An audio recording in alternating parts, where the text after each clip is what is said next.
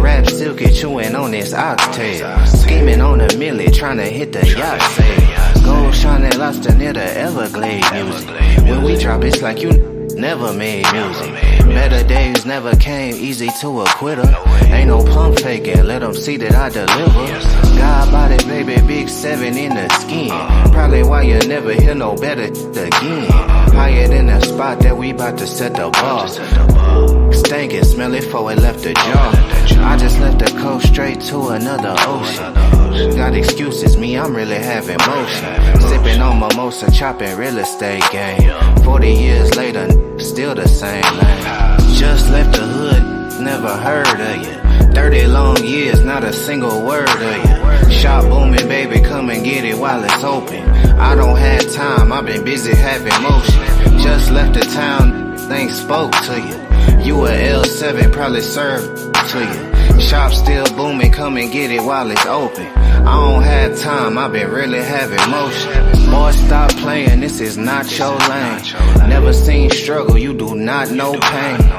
Stop playing, would you be yourself? How they see you, how you see yourself. Ain't real, acting real fictitious. Family on the west probably still hit switches. Playing Sally Cell, brought the thumper in the car. I been down in Austin burning rubber down Lamar. Keep what you earn, put it back in the business. Gold mouth shorty spinning racks at the dentist. One stream need a whole 7 ways. That weaker than a whole 7 days. I've been playing chess, working on the left brain. Buzzing in my city way before the press came. Went and bought a now he think he less lame. Got the kind of gas that could fuel a jet plane. Just left the hood, never heard of you. 30 long years, not a single word of you. Shop booming, baby, come and get it while it's open. I don't have time, I've been busy having motion. Just left the town, things spoke to you. You a L7, probably served to you. Shop still booming, come and get it while it's open. I don't have time, I've been really having motion. Y'all know what time it is. Jerry, what up? Lords of the land. Ain't got no minutes for you, internet. We really outdoors with it. Till infinity.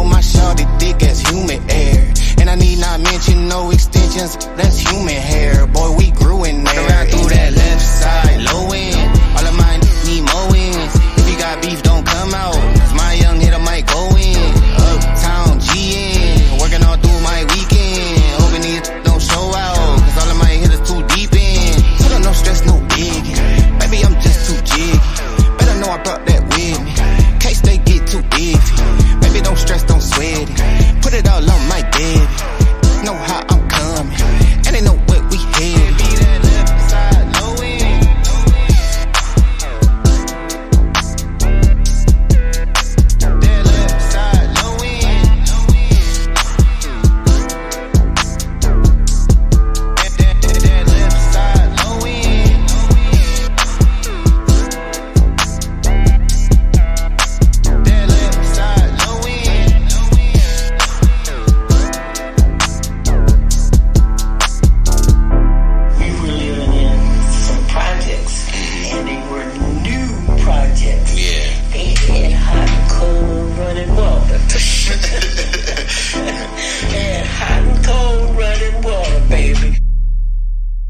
Welcome to Paradigm Shift TV 314. This is your brother DMG, the ghetto philosopher, aka Brother Pianki.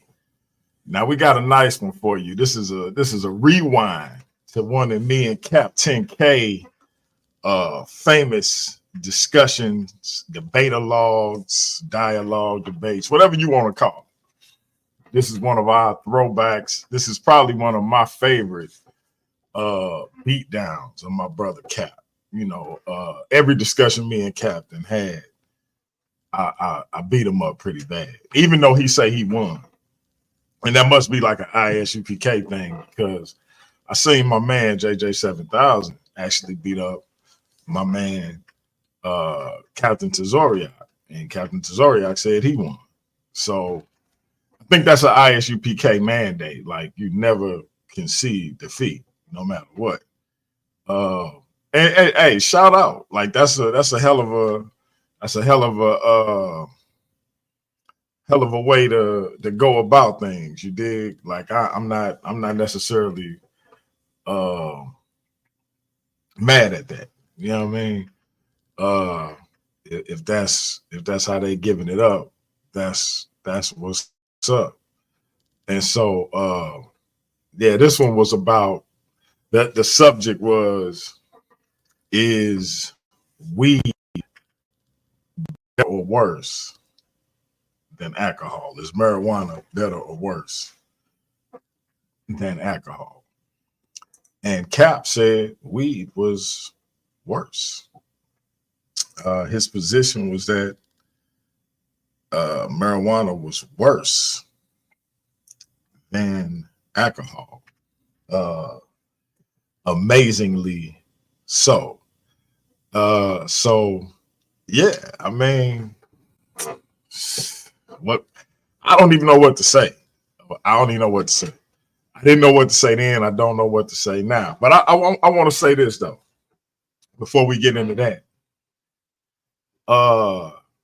Shout out to the YouTube friendos, because it be like it's a lot of unusual stuff that be happening on YouTube that don't happen in real life.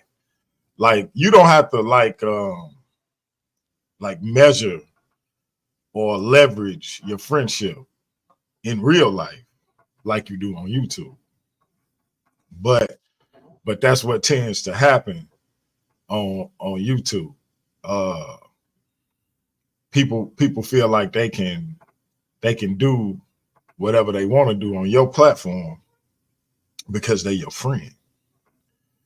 And so you get somebody a wrench, you know, so they could weed out the BS in your chat. They get the blocking people for no reason. It's crazy. You know, little stuff like that is what occurs. You do a video, and because y'all disagree on a particular topic, y'all do a video. Thank you. And you must be doing a video about them. So, you know, it's one of them things. Shout out to my queen, brought me down here some grub out of nowhere. I don't even know where it came from, but it smells amazing. But it be all this madness, and most of the time it don't even be what people think it is. That's the really sad part of the situation. It don't even be what people think it is. And I'm starting to see that the YouTube friendships that's strictly based on YouTube, they go away pretty quickly. Henry, who you talking about? The missing link. The the news channel that he stole, Henry? Is that who you talking about? Is you talking about No Information, Henry? Is you talking about I got 15,000 subscribers on YouTube in a 2-week period, Henry? Is that who you talking about, Nerdy Brew? Is he back in the cut somewhere? Is he back on YouTube buying his subscribers and buying likes and whatnot? See, hey, shout out to what's his last name? Henry Williams. Shout out to Henry Williams, because you brought my name up in some stuff that ain't even had nothing to do with me. Like, I rock with the Craigs. I give them full credit for my channel being where it is. I don't think it would have got there without them. But check this out. I ain't never say a cross word about you, because what went on with y'all was y'all business. It ain't had nothing to do with me. But you brought my name up. And it's so hard for me to sit back when I got lames saying my name. And you get to talking that number stuff. Like right now, I got 6 people watching me and I'm acting like it's 6,000. Because the number of people watching me don't mean nothing. The quality that I put out is what means something. Y'all can have all the numbers y'all want. Y'all still ain't got more respect than I do. Understand that. So you went through all of that to prove that you had better numbers than me, and you got busted buying subscribers. Like I knew you was, because don't nobody go from 800 subscribers to 14,000 off of no shorts, no matter how much they try to convince you. Then you got kicked off of YouTube. Now you probably done started a new YouTube channel, but if you start doing the same thing you was doing, it's gonna happen again. See, everything that happened over here happened organically. You feel me? But I told you, I even warned you, but you kept doing it.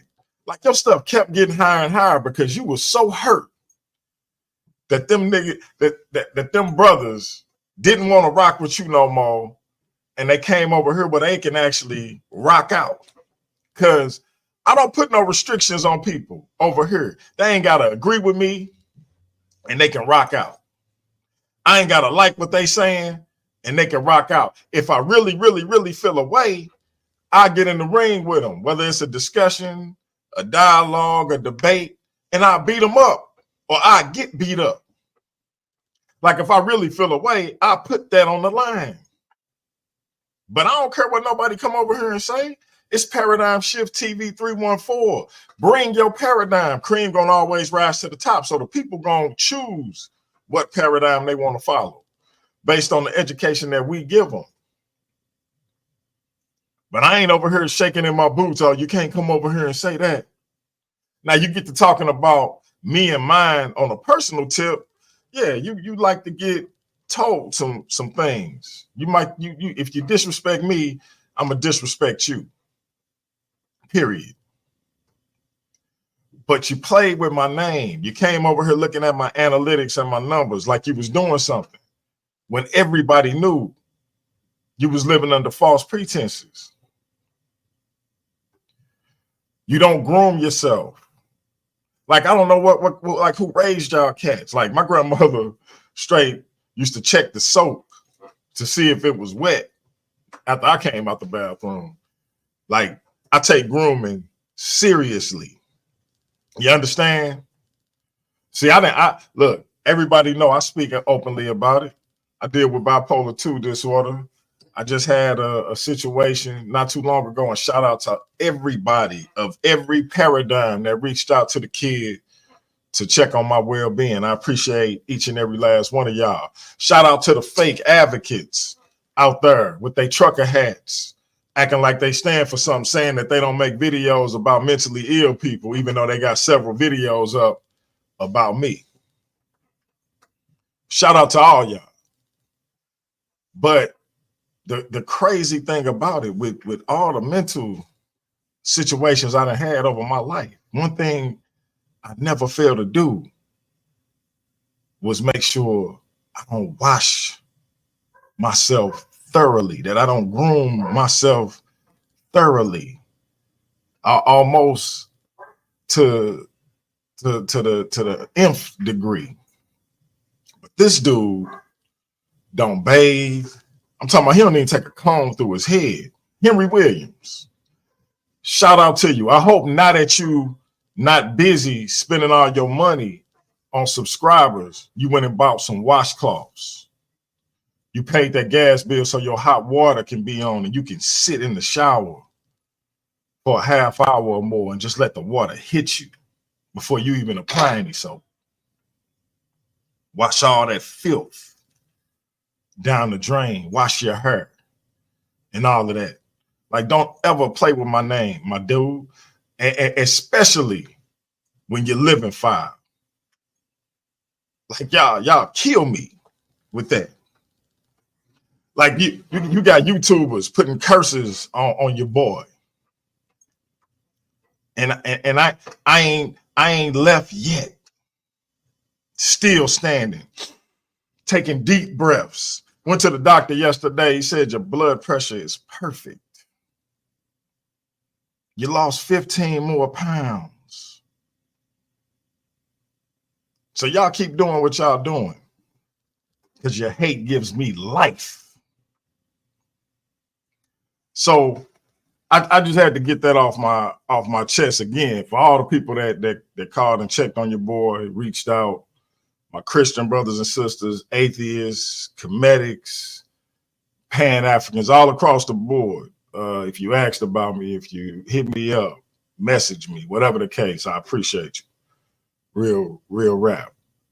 Because you didn't have to do it, but you did. And whether I showed it or I didn't, it definitely encouraged me to get back on my square. So I definitely thank you for that. So let's get into this, because again, I put the audience poll in the community page, and it spoke for itself. I always, dominate my man Cap, but he always say he won. So, hey, I'm gonna let y'all decide. Now, I only did about an hour or so of this because it was like a 2-hour video, and it's people who came in who I will never show their face on this platform again. So I kept it kind of lean, but we're gonna get through it. I may stop it here and there, and then I'm gonna open it up for the chat. Y'all come in and tell me what y'all think. And let's see what y'all think of this conversation between me and my brother, Captain K, the Gal Gabor of ISUPK under Commanding General Yohana. Let's get to it.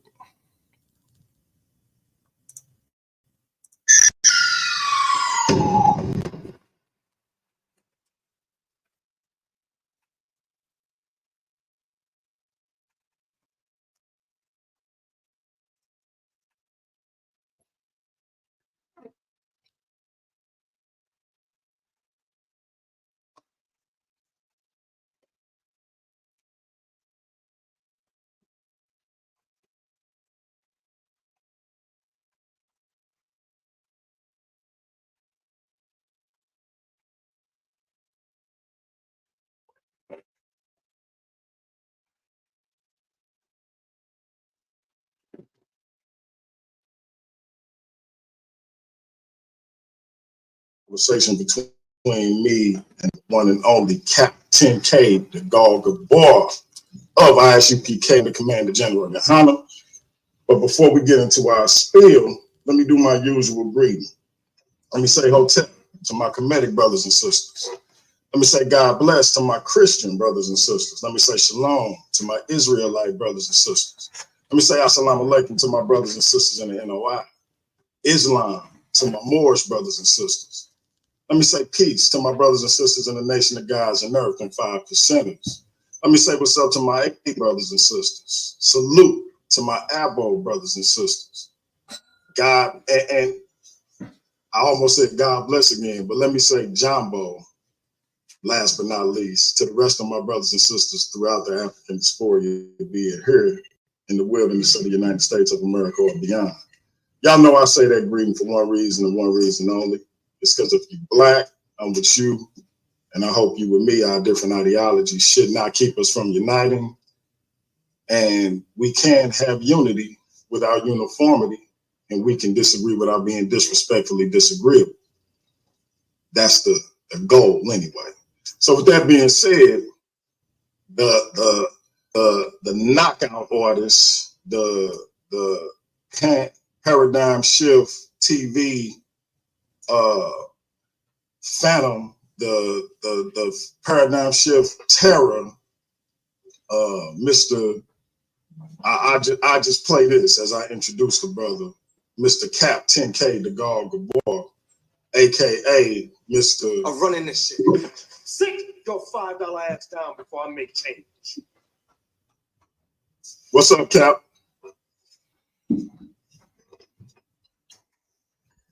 Shalom, everybody. Shalom, DMG. What's cracking, man? I am officially the Mike Tyson of the paradigm shift 314. You know what I'm saying? Community TV 314. You understand? Officially Mike Tyson. You understand? Well, no doubt, bro. It is what it is. Peace to the brother.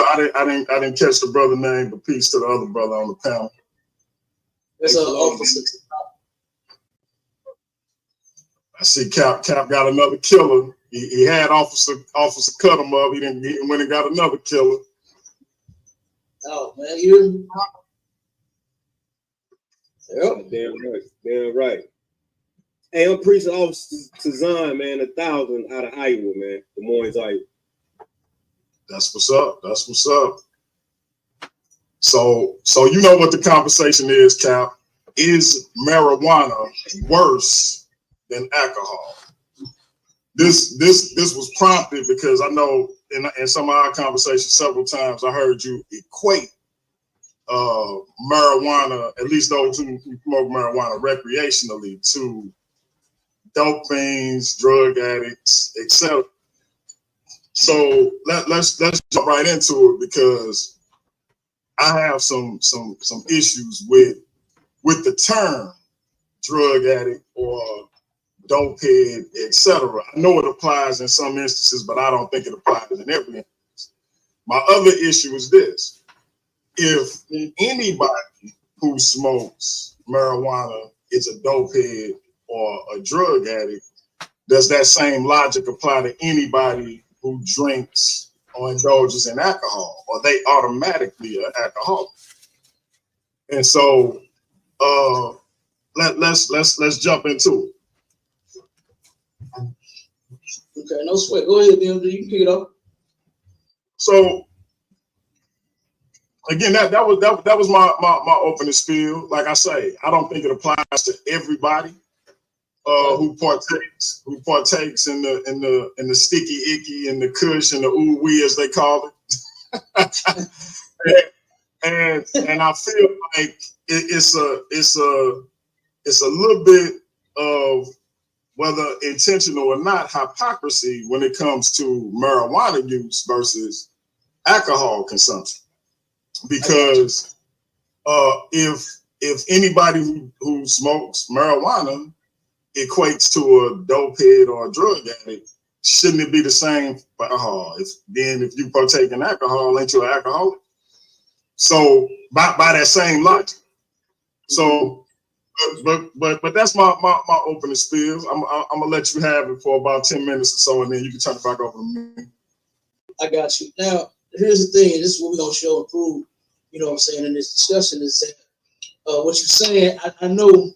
You know, a lot of times, you know, addicts, and not saying you an addict, because I know you don't do drugs, but addicts use those different lines to even the playing field to say, well, hey, if we had, you know what I'm saying, is drug addict, then alcoholic is, you know what I'm saying, because alcoholic is drug and this and that. And it's pertaining upon the use when it comes to the alcohol. When it comes to the use of marijuana, according to the Bible, you can consume alcohol. Nothing wrong with consuming it, right? Nothing wrong with having a drink, right? Nothing wrong with having a sip, you know. Nothing wrong with having as much as you can handle. But when it comes to smoking weed, it is an absolute no-no. You understand? Right. You cannot smoke weed according to the Bible at all. And then the thing about the alcohol is when it becomes unlawful is when you become an wine bibber, drunkard, which equals in today's term an alcoholic. Right. You understand? So consuming alcohol, you're fine. But we're not supposed to smoke no amount of weed, whether it be medicinal or what's the other term? Recreation. You know what I'm saying? You're not supposed to be smoking anything. You know, even when you smoke, like weed versus cigarettes. A lot of people think smoking cigarettes is more harmful.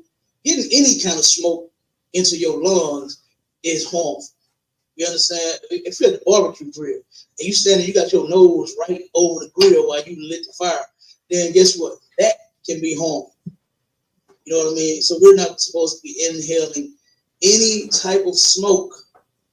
And then later in the discussion, I'll explain, you know what I'm saying, as far as lungs go and what it's doing when you get to coughing. Because a lot of cats think the more potent the weed is, you cough, the harder you cough. And that's just simply not true. But go ahead, we can go and get into it, DMG. Want me to kick it off or you get it? Okay, I think we stepped off for a second. Let's go and get the which one do first? Alcohol. Let's get to alcohol. We can go and start with the alcohol, right? And the alcohol consumption is lawful according to the Bible. And give me Mark 14 to 23. First scripture we're going to go with. Sir. Mark chapter 14, verse 23. And he took the cup, and when he had given them thanks, he gave it to them, and they all drank of it. They did what?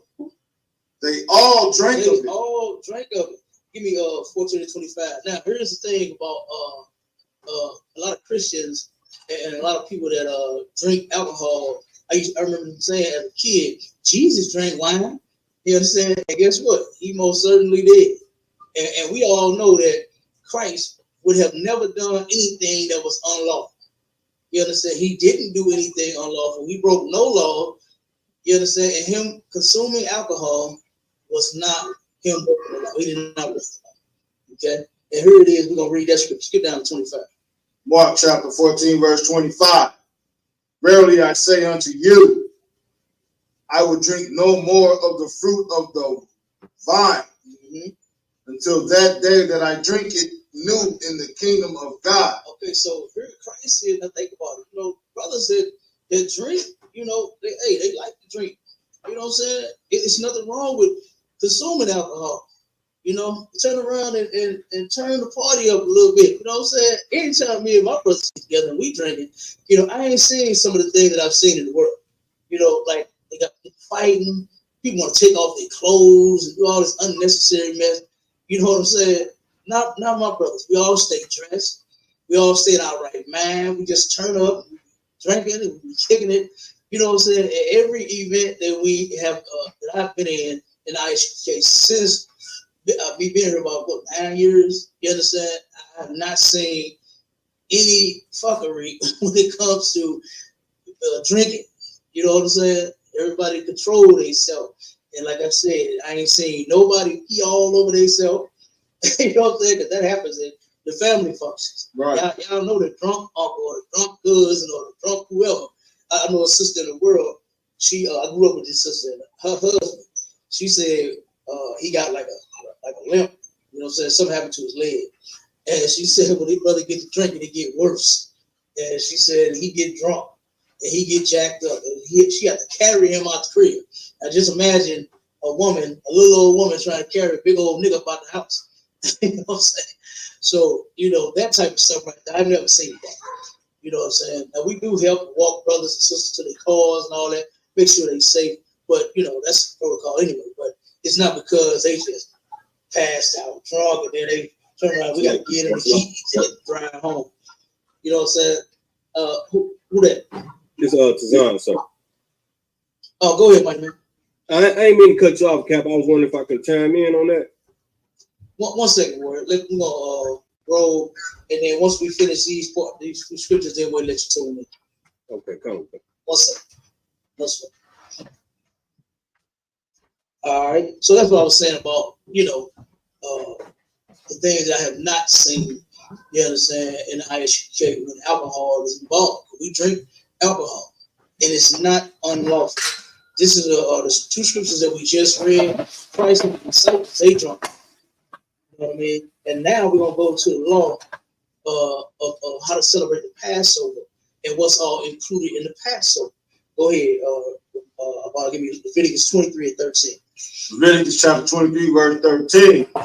And the meat offering thereof shall be 2/10 deals of fine flour mingled with oil. Like I said, when you go and read this chapter, this first part, leading up to verse 13, is talking about how to celebrate Passover, right? And this is, keep on, so I'll tell you about the meat offering, and keep on. An offering made by fire unto the Lord for a sweet savor. Mm-hmm. And the drink offering thereof shall be of wine. The drink offering is what? Of wine. Of what? Wine. Grape juice. Wine. Kool-Aid. Wine. Water. Wine. Soda. Wine. Liquor. Alcohol. You understand? This is what the Lord, this is how the Most High said to celebrate the day that He gave us to celebrate, which is Passover, and Feast of Unleavened Bread. You understand? The same thing. Drink wine, all of those days also. But the drink wine, read it again. The drink offering is of what? Shall be of wine. Drink offering shall be of wine. You understand? Not just, you know, nothing. Like I said, those things that I mentioned. You know, it's wine, alcohol. Okay. Now give me go to Ecclesiastes 9 and 7. Ecclesiastes chapter 9, verse 7. Go thy way, eat thy bread with joy, and drink thy wine. Wait a minute, drink thy wine. Drink thy wine. Drink thy wine. Keep on. With a merry heart. With a merry heart, man. You ever heard somebody say drink and be merry? That's where they get that from. In the Bible. To where God said that you can drink alcohol. You can consume alcohol. There's nothing wrong with it. It's not unlawful to turn around and have you a drink. You know what I mean? It's not unlawful at all. Now, we're going to turn around and get a couple more scriptures to show that consuming alcohol is not unlawful. Go to 1 Timothy 5 and 23.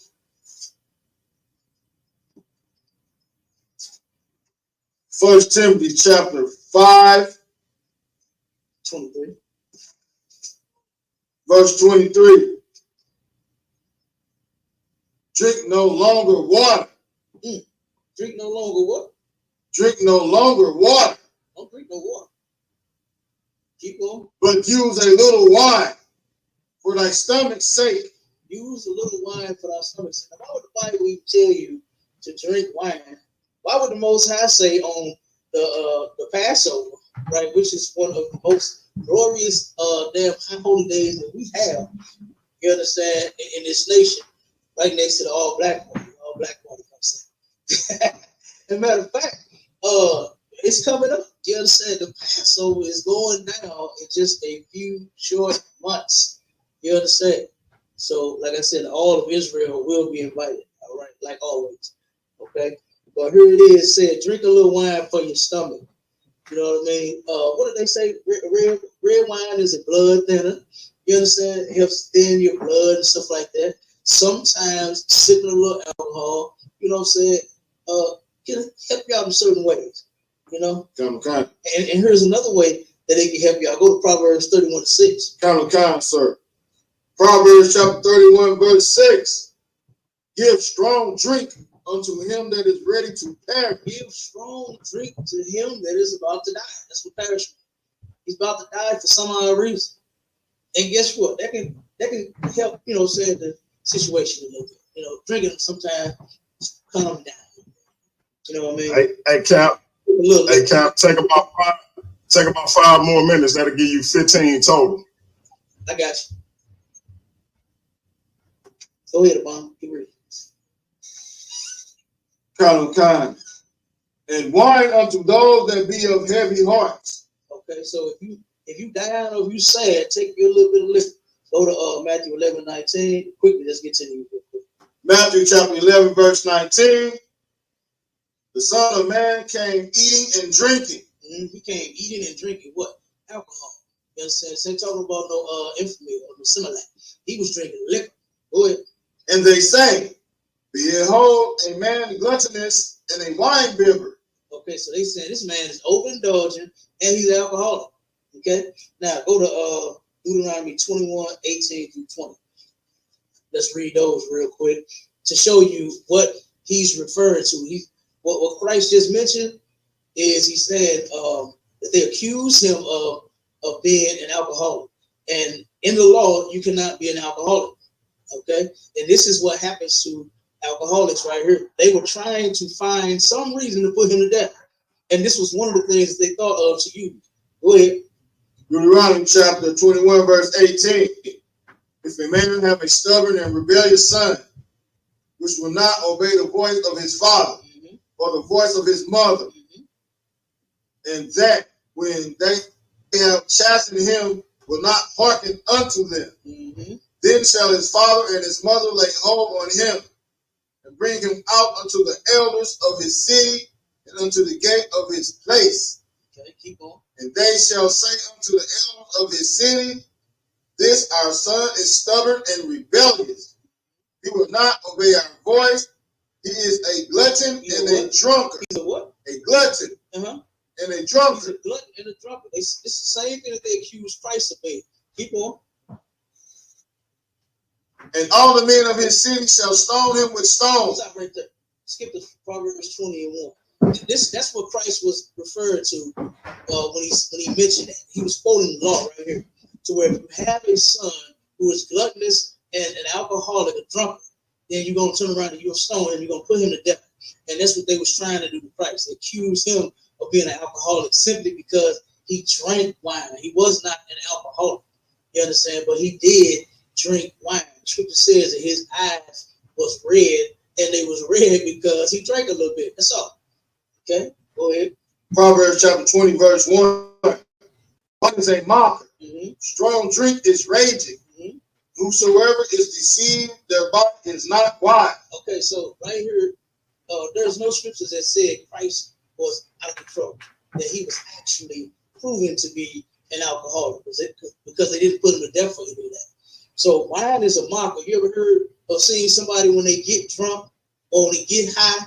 You understand? People start laughing because they falling all over the place and they did something stupid and they knocked something over. You understand? And they sitting there laughing. Damn, nigga high in the mud. They mocking. You understand? And nigga drunk in the mud. They mocking. You understand? Not that they having a good time, they are mocking. So when you're an alcoholic and that strong drink is raging, to turn around, a lot of people get that strong in them, boy, and start fighting. You understand? Want to fight everybody in the damn family. You know, all because you. What is that, DMD? Slocky said that was his son. I was just agreeing. I was saying right. Slocky. Yeah, and whoever is taken by that is not wise. You don't know the truth. Okay? So if you're an alcoholic. Give me Ephesians 5:18, and we'll stop right there. Ephesians chapter 5, verse 18, sir. And be not drunk with wine. Be not what? Be not drunk with wine. Be not drunk with wine. Don't say you can't drink wine. You just can't be drunk. Like I said, you can't be a drunk. You can't be a wine bibber. You can't be an alcoholic. Okay, go ahead. Wherein is excess. Wherein, that's excess. You drinking too damn much if you are an alcoholic. If you turn around and get to drinking so bad, and then you want to run around and take off all your clothes and show everybody your birthday suit, you are an alcoholic. If you turn around and get to drinking and want to fight somebody, fight all your family, all your partners, then you are an alcoholic. If you turn around and start doing some strange things for some change, if you get drunk, then you are an alcoholic. If a man turn around and buy you some of them drinks and got to carry you to the car and take you home at the club, you are an alcoholic. You understand? So it's excess. You had too much. And I'll land with that. Go ahead, DMG. All right. So my brothers went to the Bible, and that's what I expect. They are men of the Bible. Salute to the brothers. The Bible also says in Genesis 1:29, behold, and God said, behold, I have given you every plant yielding seed that is on the face of all the earth, and every tree with seed in it, you shall have them for food. Now, I do believe some people take marijuana and they consume it in the form of edibles, be it baked goods, gummies, and other means. And so, with that being said, that wouldn't seem to be unlawful because the God himself said he gave it to him. Marijuana is a plant. So I would submit you have that element of it. It don't really say, unless Cap and my brother want to point it out to me, that you shouldn't smoke it. But consuming a plant is consuming a plant. So you have that. But let's talk about the topic, because what the Bible says about alcohol isn't the topic. The topic is marijuana better or worse than alcohol. And so I just bring up some statistics, and we'll just deal with that information. So there are 88,000 alcohol related deaths per year. So whether that's somebody who got drunk and became violent and killed someone in an physical altercation, whether they got drunk and got behind the wheel, whether or not it was a domestic dispute fueled by alcohol, whether or not it was a mentally ill person whose mental condition was exacerbated by the fact that they consumed alcohol. 88,000 alcohol-related deaths. And keep in mind, alcohol causes cirrhosis of the liver and other health issues in and of itself.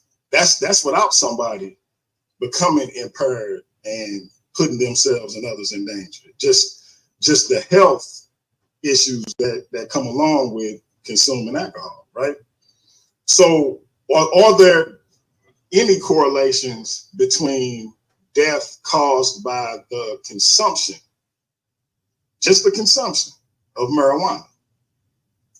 The life expectancies of users of marijuana remains very much smaller than, the life expectancy of marijuana users remains exceedingly longer than that of alcohol consumers by a margin of 10 to 15 years.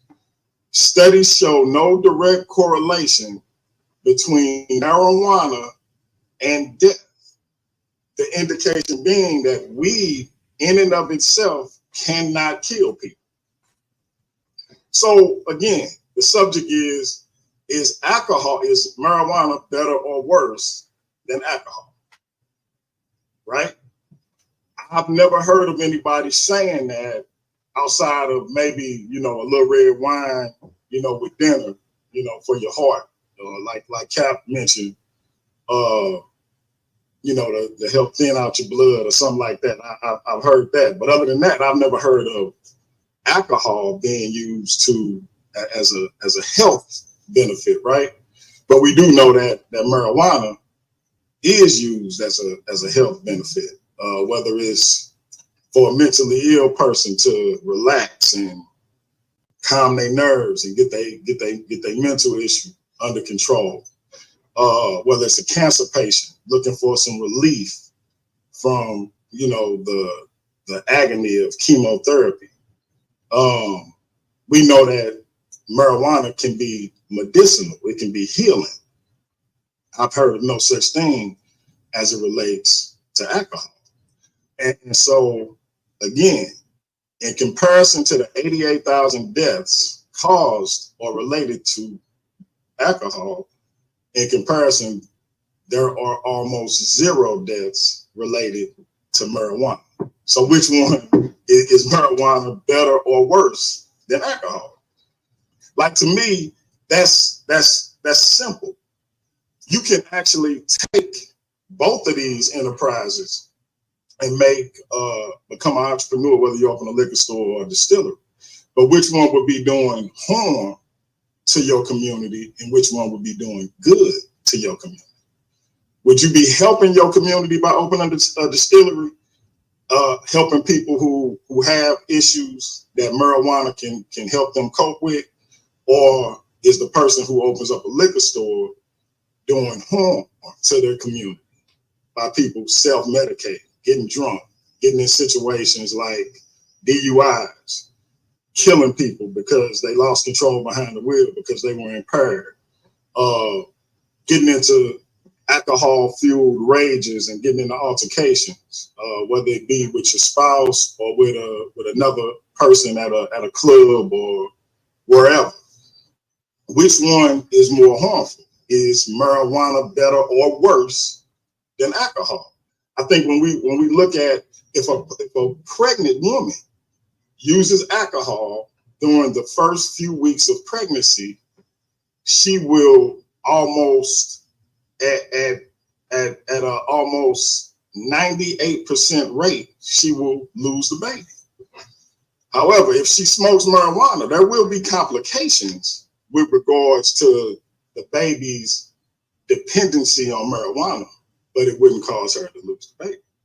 So even in the form of a fetus, alcohol is worse for you than marijuana is. Again, the topic is marijuana better or worse than alcohol? So even at our most vulnerable state of fetus, of the belly, alcohol will take your ass out of here. Weed won't. So to me, you can read every Bible scripture you want to. One of these things is more harmful to you than the other one is, right? This topic is weed better or worse? Clearly, alcohol is worse. I don't see how anybody can look at these two things and determine that alcohol is okay, but weed isn't. My man Cap liked to say, if you smoke weed recreationally, you're a drug addict, you're a dope head, etc.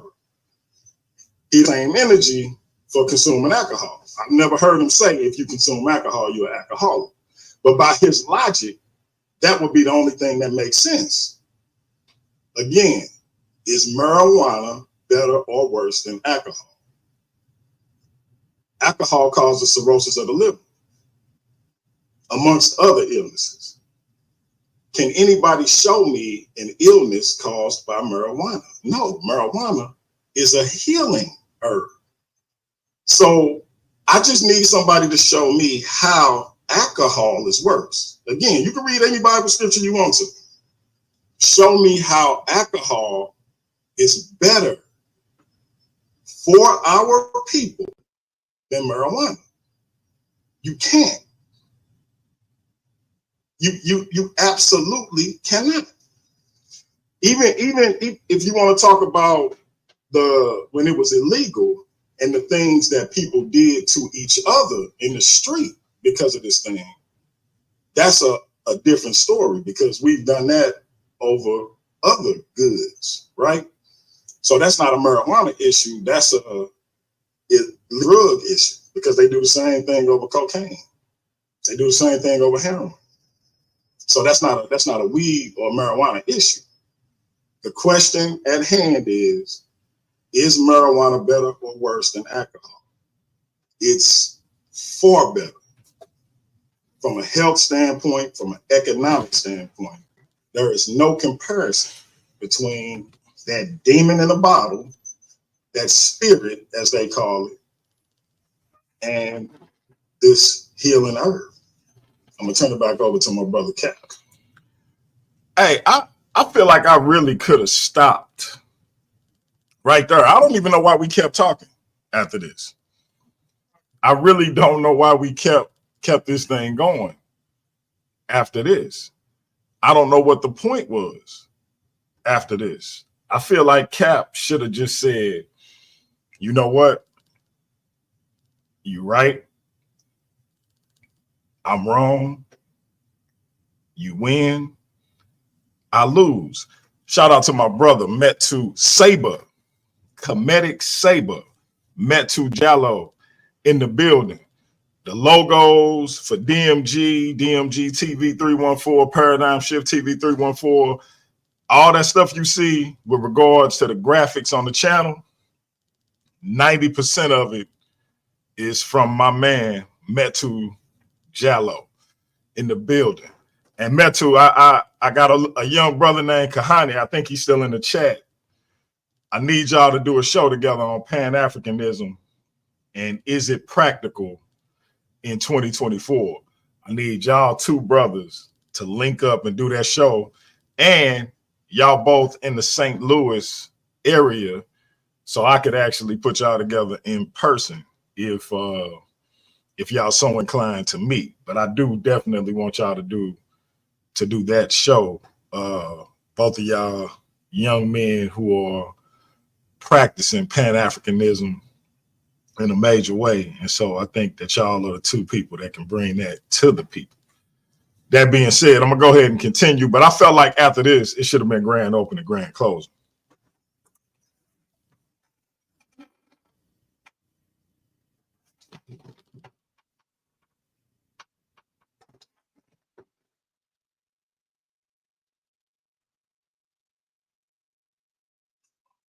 You muted, Cap.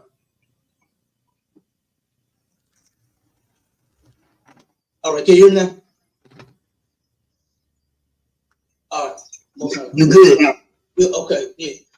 Like I was saying, we got a couple of articles that we all going to read that we have because we definitely did research on. Shout out to my man Andre the Voice in the building. I gotta hit you back too, bro. I saw that you had hit me up. I'm gonna have to hit you back. Shout out to my man Reverend Dollar B. Green, the man who coined the phrase, the devil ain't nothing but God in the ski mask. Shout out to my man in the building. He been trotting around the globe. Ain't really had time to hook up with the shift, but I see he in the chat. Salute, my brother. Shout out to my brother from another mother who happened to be an auntie, my man Shabaka, aka Trail Foster. I see you in the building, cuz. Eat on alcohol. When I did my lecture in 2019, we brought out all of these facts. I did a drug lecture, you understand? And we brought out a lot of information, to help brothers and sisters to get off of the drugs, all of them, you understand? And definitely, like I said, we are priests and prophets of God in the ISPK under Commander Judy Hunter. So we are going to give you scriptures about everything, you understand? So this topic, I don't know if I said it before already, but I did say, and if I didn't, I'll say it now, that weed is worse than alcohol. It absolutely is. You understand? And the reason I'm going to the Bible to show you the difference is that in one case, the alcohol, it is lawful to consume alcohol. Okay? It is completely unlawful to turn around and smoke that dope, that weed. If you're right, I say it all the time. If you're a weed head, you are the same as a damn crackhead. Right. And you are doing more harm for the black community than you think. You understand? You are selling drugs to your brother and your sister. You are a drug dealer. And in the Bible, that's called a witch. We're going to get to that too. You understand? We're going to show you what you are doing, and it is wrong. And it is harmful. Okay, but I got article. I'm gonna have you read 2 articles real quick. Go ahead, brother. Read it. Medical marijuana is legal in Missouri, but some doctors want certified patients to use it. Some doctors, even though it's legal, the doctors they don't want to turn around and give it to their patients. And it says in the article because just because it's legal don't mean that it's ethical. You understand that it should be prescribed. That's what it says in the article. But then now we're gonna get to the point. Something else that DMG has said because he did the research, and due to all of these alcoholics, those statistics, yes, those statistics are real. That's because you're not supposed to be an alcoholic according to the Bible. You can consume it, you can drink as much as you can handle, but you cannot be an alcoholic. And when you're an alcoholic, that's when you turn around and start having car crashes, fighting people and killing people and doing all these unnecessary things. Do like what you see in movies, white men. They always go to the bar and some fight got to break out. You understand? That's because they full of that strong drink. And like the Bible said, is if you are taken by that wine, then you are unwise. You understand? You have no knowledge. You're an alcoholic. You know, go ahead, Juan. Some doctors have jumped on the opportunity to help patients use a treatment they've been wanting for years. So look, so some of these doctors are like, the hell with that, I'm gonna just get this money. Because that's really all it's about. And we got an article on that too, devastating article about the money, about the white man taking the drugs off of the street and putting it in what he calls a damn dispensary, all to get paid. Go ahead. And yeah, for those who caught it, I kept saying distillery instead of dispensary. Nobody caught me and said, hey man, you saying that wrong. My sister not a black, same mama, same daddy. Never said, hey bro, it's dispensary, not distillery. So I'm a little embarrassed by that. But otherwise, y'all keep on listening. But others, such as Lane's rheumatologists, have refused, citing a lack of clinical evidence on medical marijuana safety. So, say that again. Finding what? Citing a lack of clinical evidence on medical marijuana safety and effectiveness, and that the federal government still classifies it as illegal. They turn around and don't even have much research on the weed, whether it be totally beneficial for your health or, you know what I'm saying, all of this stuff that they just mentioned in the article. They don't have a lot of research on the weed like what you might think. People have been smoking it forever. But one thing they have not done is they haven't turned around and said they know that it has medicinal uses. I agree with that. It does. DMG already read the scripture in the Bible. In Genesis 1:29, where it says that it's for meat. You understand? Meaning that it can be consumed. We're gonna get to that too. But go ahead. So now jump to that other order. Matter of fact, I'll read it since I got it up. This is cannabis-related illness in Missouri emergency room. It says, following passage of medical marijuana in Colorado, there was, you got, okay, go ahead. Following passage of medical marijuana in Colorado, there was an increased incidence of cannabis-related illnesses seen in Colorado emergency departments. So since they turned around and legalized weed, now they turn around and now they're getting all of these emergency room visits by you crackheads. I've said it. We had crackheads. If weed was okay, you would not see an increase in the emergency. Now, at first, Cap was about to say Missouri emergency room, but he had to switch it because his article was talking about Colorado. We in Missouri. I don't know what he was getting at by doing that. Shout out to my brother.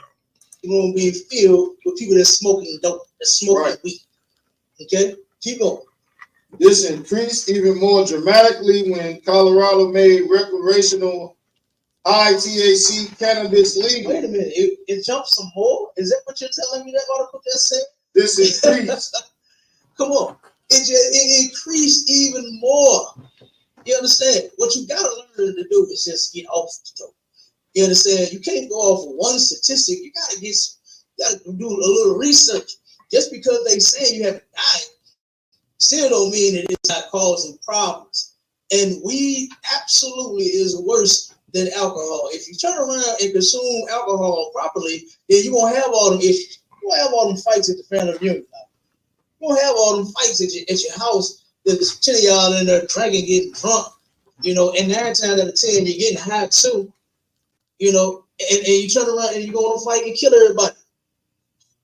So if you consume alcohol the way it's supposed to be consumed, like what DMG said, we open up the Bible, but that ain't the point. It is the point.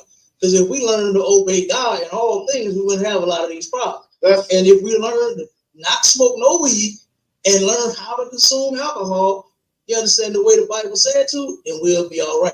Keep on. I want you to get to Missouri. Common kind, sir. Recreational marijuana also brings with it numerous social, educational, law enforcement, vehicle accidents, DUI, and other health problems, including homelessness. With the legalization of medical marijuana in Missouri, we have personally observed an increased incidence of ED initial and repeat visits and hospitalizations for marijuana complications, especially cannabis, hypermesis. Hypermesis. So here it is. It wasn't just Colorado. And guess what? It ain't just Missouri. It's all over. It's everywhere. You turn around, what do they say when they get to smoking? High, sleep, they're hungry. You know what I mean? You turn around. But there wasn't even a report about Missouri in the first place. The report was from Colorado. Missouri wasn't included. My brother just included Missouri. His officer threw him off when he said, "I got it, Cap," because Cap was about to try to include Missouri. If you rewind it, when he first started off, he said Missouri. And he read the article right because he said, since it's been legalized in Colorado, and then he talked about Missouri hospital visits. His officer threw him off when he said he got it because he read the actual article and it didn't say nothing about Missouri. He trying to confound the two subjects. Didn't matter anyway, because we weren't just talking about a particular geographical location, but he was trying to bring it home to our city and our home state. And the thing was, that wasn't even what the article was saying. What they call chinky eyes, all that nonsense. You can't even see. You know what I'm saying? You can't drive your car. You can't keep your eyes open. Like it's ridiculous, man. What do they call it? Incognitive, impaired in cognitive. You understand? To where your senses is off now because you're high scale. Okay, keep on. If this is typical of Missouri ED, and ED is it ain't erectile dysfunction. It's talking about emergency room department.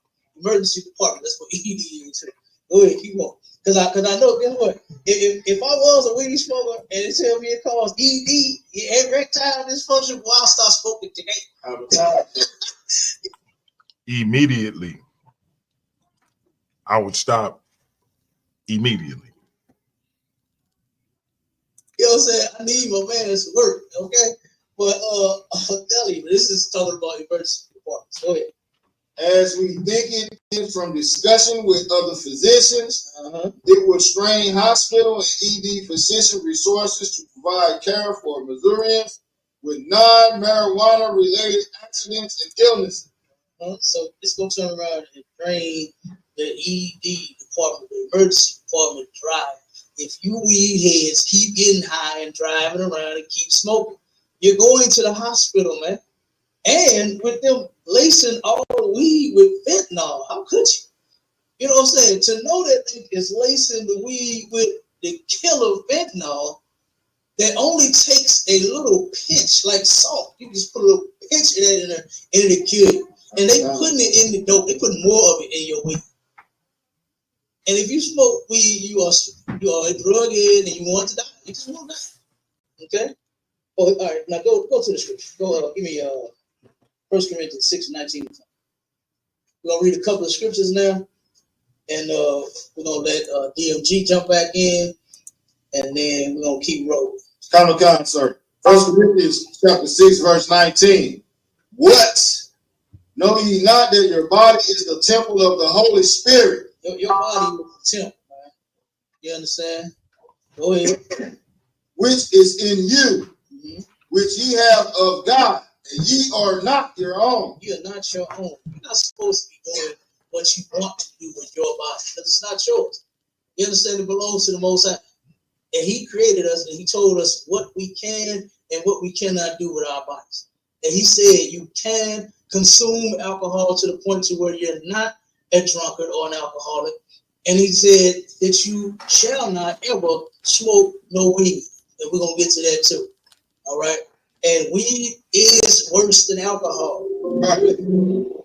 Verse 20. For ye are bought. I'm hearing the background. I mean, mute your mic. Verse 20. For you are bought with a price. Mute your mic, Tazan. For you are bought with a price. Keep going. Therefore glorify God in your body and in your spirit, which are God. Okay, so that's what you're supposed to be doing with your body. Glorify the Most High with your body, not turn around and Tazan, you still off mute, brother. Mute your mic. Now give me the definition. Tell me. Kind of, so that people won't get it confused, thinking that the temple is the church or the building. You know what I'm saying? In this context, it's talking about something totally different. It's going to tell you exactly what it is, and let them know where you're reading from and what page you're on. Zondervan Brown's Pictorial Bible Dictionary, page 836. In the New Testament, the term temple is used figuratively in a number of ways.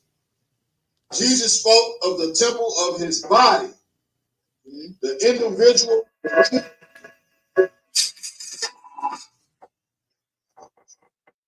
DMG, that was you? No, sir. I don't know who that was. Tazan, mute your mic. Make sure you're on mute. Okay, go ahead. Like, look, it sounds like somebody testing their audio on StreamYard for whatever reason. Yeah, it's got to be Tazan. Tazan, keep your mic on mute, brother. Go ahead. Zondervan Pictorial Bible Dictionary, page 836. Definition of temple. In the New Testament, the term temple is used figuratively in a number of ways. Jesus spoke of the temple of his body. The individual believer is a temple. Okay, so your body's talking about you. You understand? Your body is the temple, the place where you are supposed to worship the Most High at, not in a building. Now give me Exodus 22 and 18. Because like I said, to where we're showing that the weed is worse than alcohol is because, first off, the Most High said that you can consume it. So if it's okay to consume alcohol, that means it's nothing wrong with the alcohol. Where it becomes wrong at is it depends on the user. The person who's using alcohol, who's drinking it, is if he's drinking too damn much to the point to where he's an alcoholic. You ever seen alcoholics turn red in their face? You know what I'm saying? So all they do is drink all day long, and they walking around smelling like a distillery. You know what I mean? That's when it's wrong, okay? When you are reeking alcohol, okay? A brother that I know, his brother just passed away. He was an alcoholic. You understand? And every 5 more minutes, Cap. 5 minutes. I got you. Every time I would see the brother, he's red in the face because he was drunk as hell every time I saw him. You know what I mean? Like, give me that scripture real quick. Exodus chapter 22, verse 18. Thou shalt not suffer a witch to live. Give me the definition of the word witch. The Lord said, thou shalt not suffer a witch to live. Thou shalt not suffer. The word suffer means allow. So the Lord said, you shall not allow a witch to live. We're going to find out what a witch is. I know a lot of people think that a witch is an old white woman with a big ass nose flying around on a broomstick with a big hat on, talking about, that ain't a witch in the Bible. And we about to show you. Go ahead. Zondervan's Pictorial Bible Dictionary, page 897. Which means the use of drugs. Use of what? Drugs. Wait a minute. It ain't the broomstick? Drugs. It's like, I agree with you. What are you talking? Means the use of. Hey man, Cap is a comedian. He say, "I dream of Genie." Link is in the chat. Y'all come in and give me y'all opinion. Cap is a comedian. Drugs, the use of drugs. And guess what? But that weed that you are going to go get from Pookie, Cuzzo, Dante, the block, the trap house, whatever you want to call it, you understand? That is a drug. You're going to get it because you want to get high. You're a junkie. And the use and sale of drugs, you are a witch according to the Lord. And the Bible said, "Thou shalt not suffer a witch to live." You know what needs to happen to you drug dealers, that you nickel and dime bag sellers? Hey, you could tell Cap was feeling himself when he made that witch point too. You know what I mean? He got the stroking his facial hair and whatnot, like he rubbing the, you know what I mean? Like he was feeling himself, like he knew he was like, yeah. Now this is grand opening and grand closing.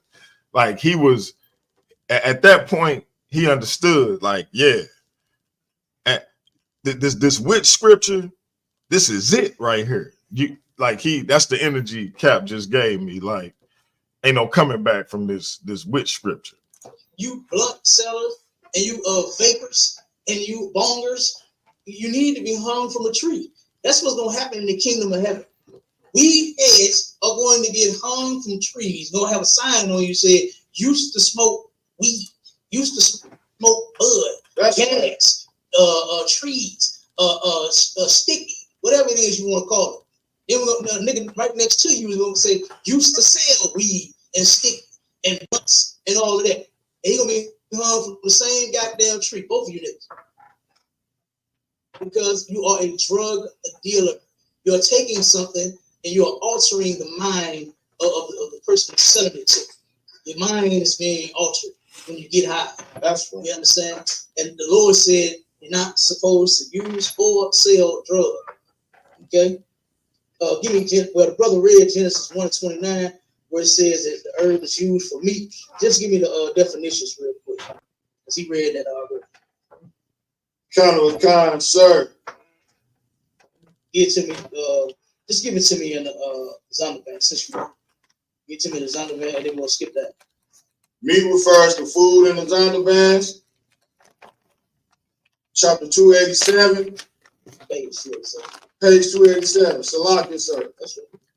Nutritive material taken into a living organism to sustain life, to promote growth and the repair of tissues, and to give energy for the vital processes. Okay, so when it said it should be used for meat, meaning that it has its purpose.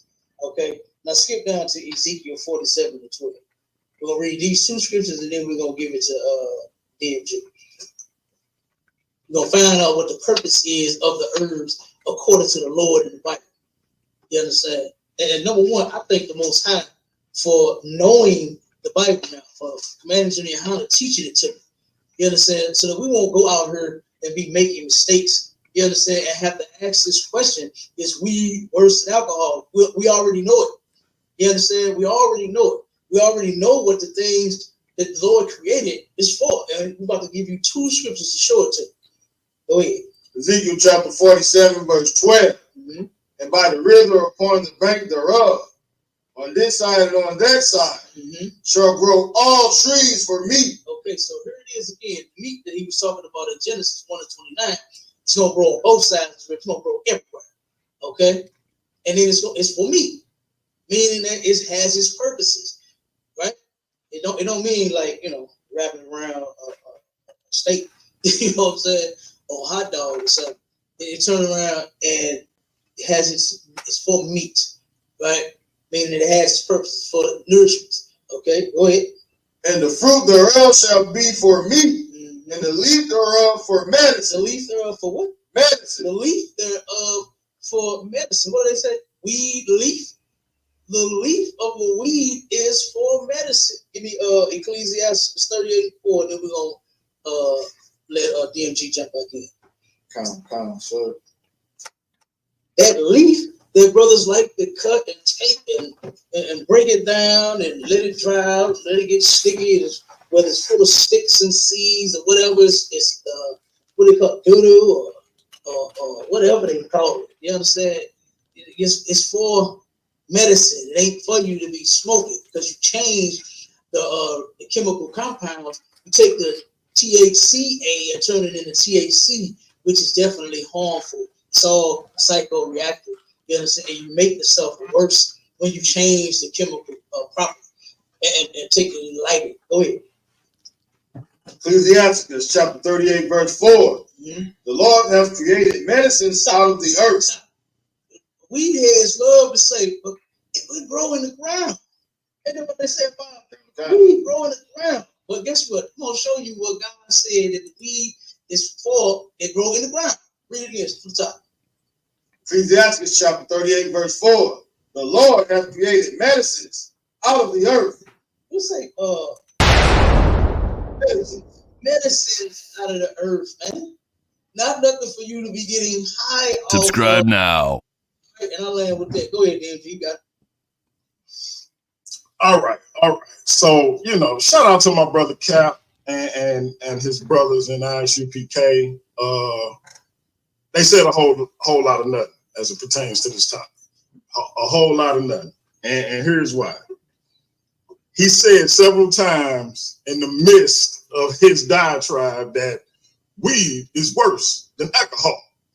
But he never showed how.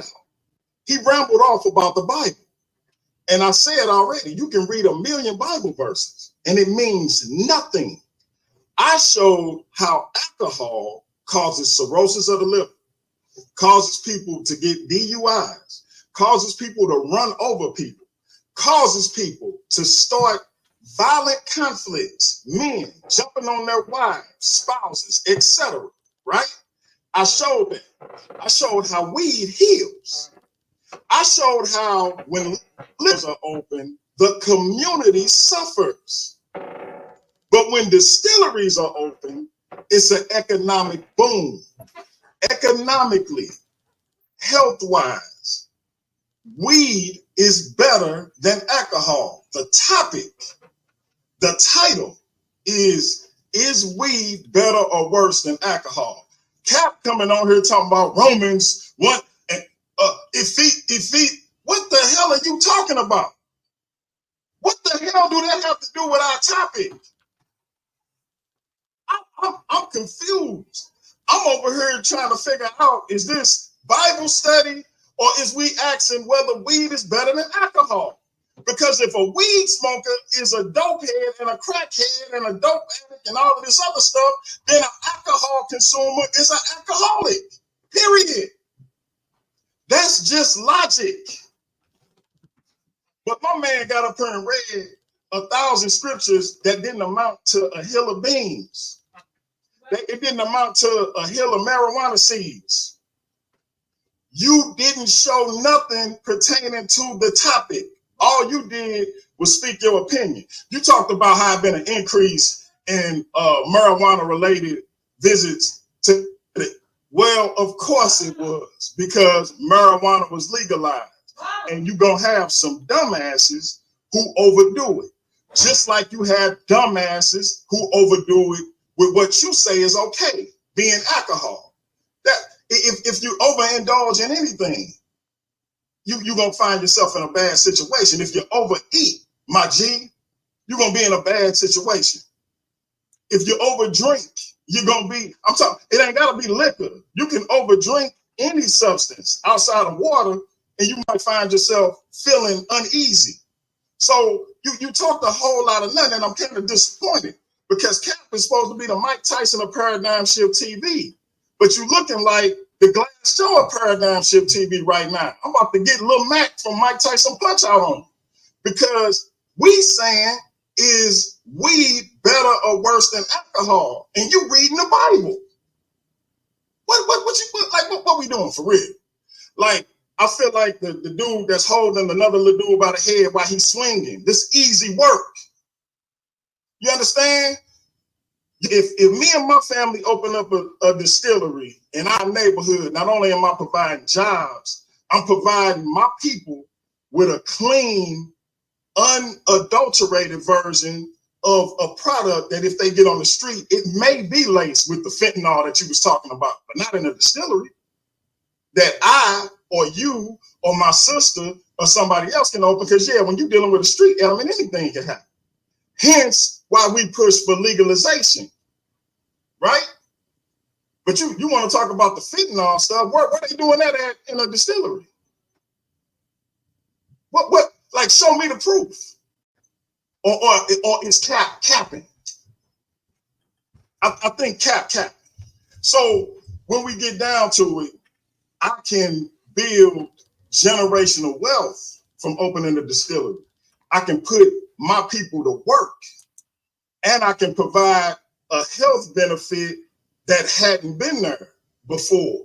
Instead of my people popping a pill that's gonna have them walking around like a zombie, they can light up a joint and kick back, as opposed to them drinking an alcoholic substance that's gonna cause them to get themselves in trouble and endanger other people's lives. You said a whole lot of nothing. I put the link to the articles that I read from in the chat so the people can do their own research.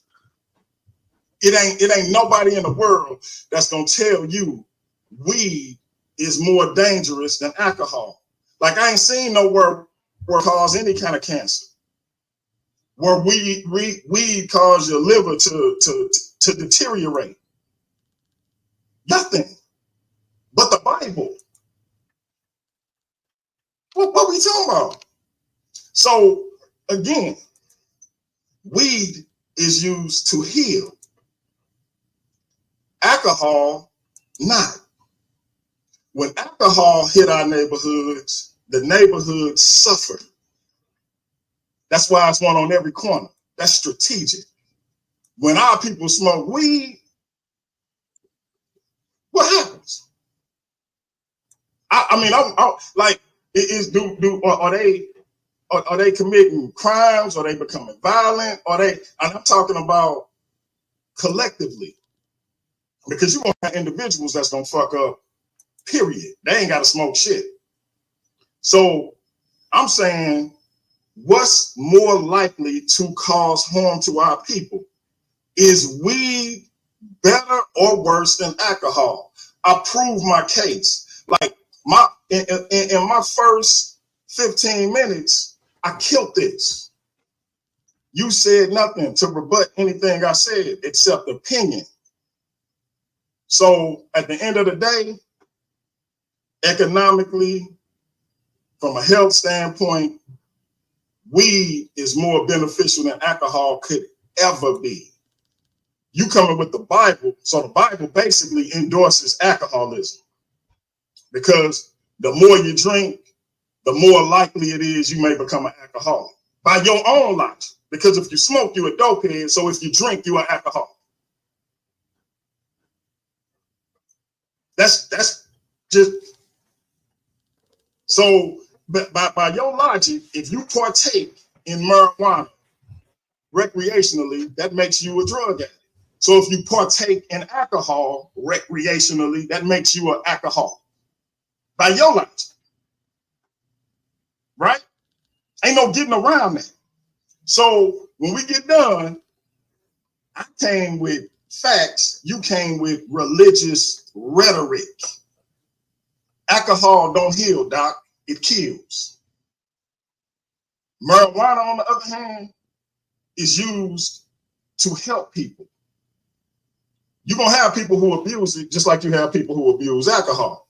But since you got that hard line with weed, you need to keep that same energy with alcohol. So if you partake in weed and that makes you a drug addict, then if you partake in alcohol, that makes you a goddamn alcoholic.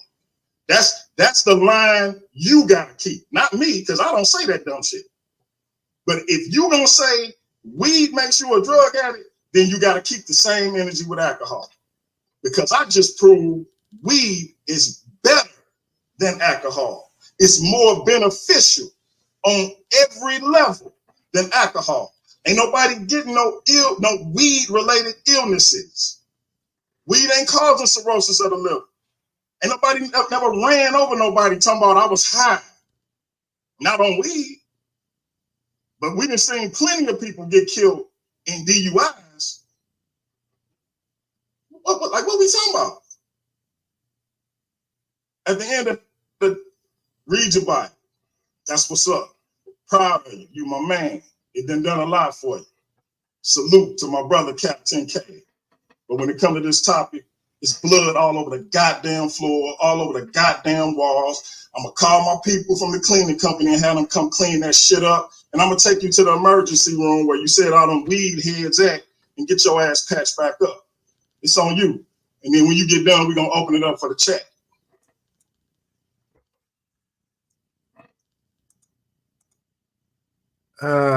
Yeah.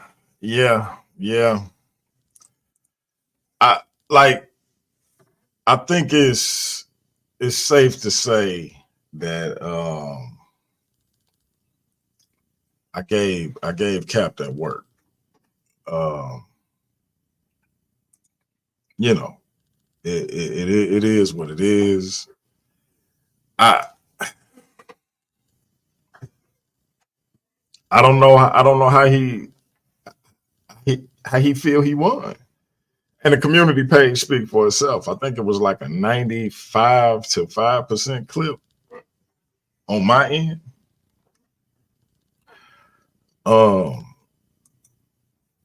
Like I said, it's one of them things, man. I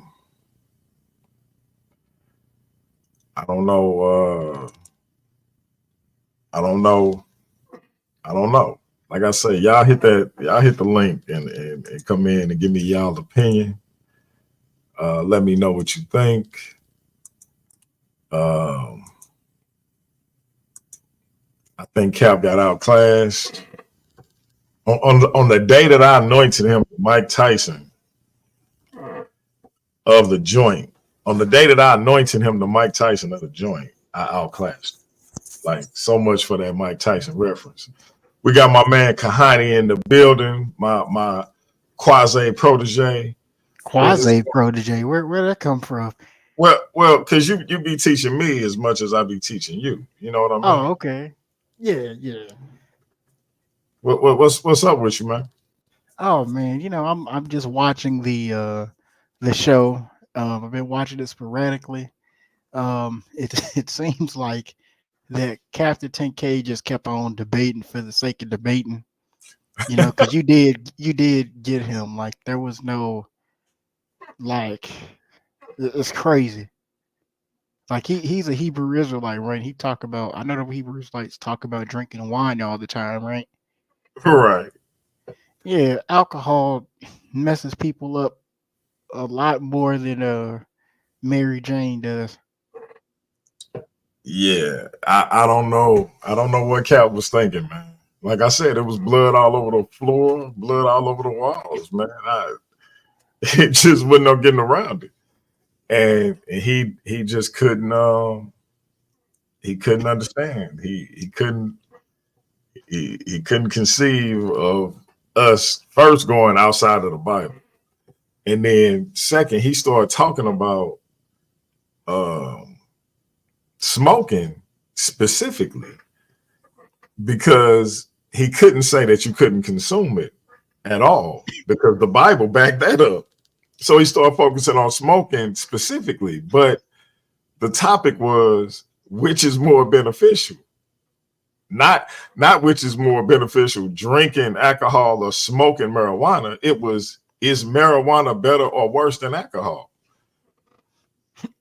See, or which is more beneficial? And so it's like, bro, what you focusing on smoking for? See, I don't know. What's interesting, if I was to like do a video on this, I would talk about how too much drinking can cause dementia. Did you know that? I didn't know that. Yeah, that's what's happening with Bruce Willis and Wendy Williams. Yeah. Which is it's tragic. Like, is it the same? Is it the same disease for both of them? Well, Wendy Williams' son said that the reason why her brain is like that is due to it's alcohol induced, and And I'm pretty sure it could probably be the same thing with Bruce Willis, because you know a lot of celebrities have access to a lot of stuff the average person don't have. And, You know and what you I know mean? what? That's something that we could speak on our show tomorrow. And you talk to the people about that before you go. And in the context to which look what Bruce Willis as a white man and celebrity in America, look at how his family, even his wife who he divorced from, and his kids with her, and his current wife and his kids with her, and his friends and all of that. Look how they rallying around, dude. Like you don't hear nothing about, you don't hear nothing about what's going on with him outside of he got this situation, he stepped away from acting, and that's that. And then we look at what's going on with the sister, Wendy Williams, and it's a completely different situation. And it's crazy. Go ahead. It's almost to an extent like exploitive.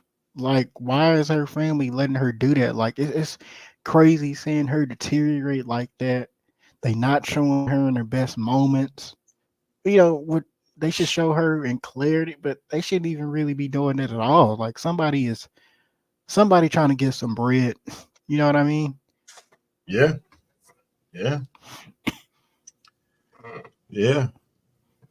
Shout out to my sister, Not a Black, in the building. Yeah, man. Talk about that show we doing tomorrow while I try to fix my camera. We're gonna talk about the intersections that we both have as individuals, and how people are very dismissive of our conditions. And we're gonna talk about how, like, we're the people who have special needs, essentially. Like, and I know the rules with talking about don't bring out the stuff in back chat and don't bring it out here, but it's a pretty interesting story, right? I was telling a few people in the back chat about what I have in my intersections, and they was like, man, ain't nothing wrong with you. You just got the short leg. So that's what we're going to talk about. We're going to talk about our respective intersections and how we actually need help, but people don't take our intersections seriously.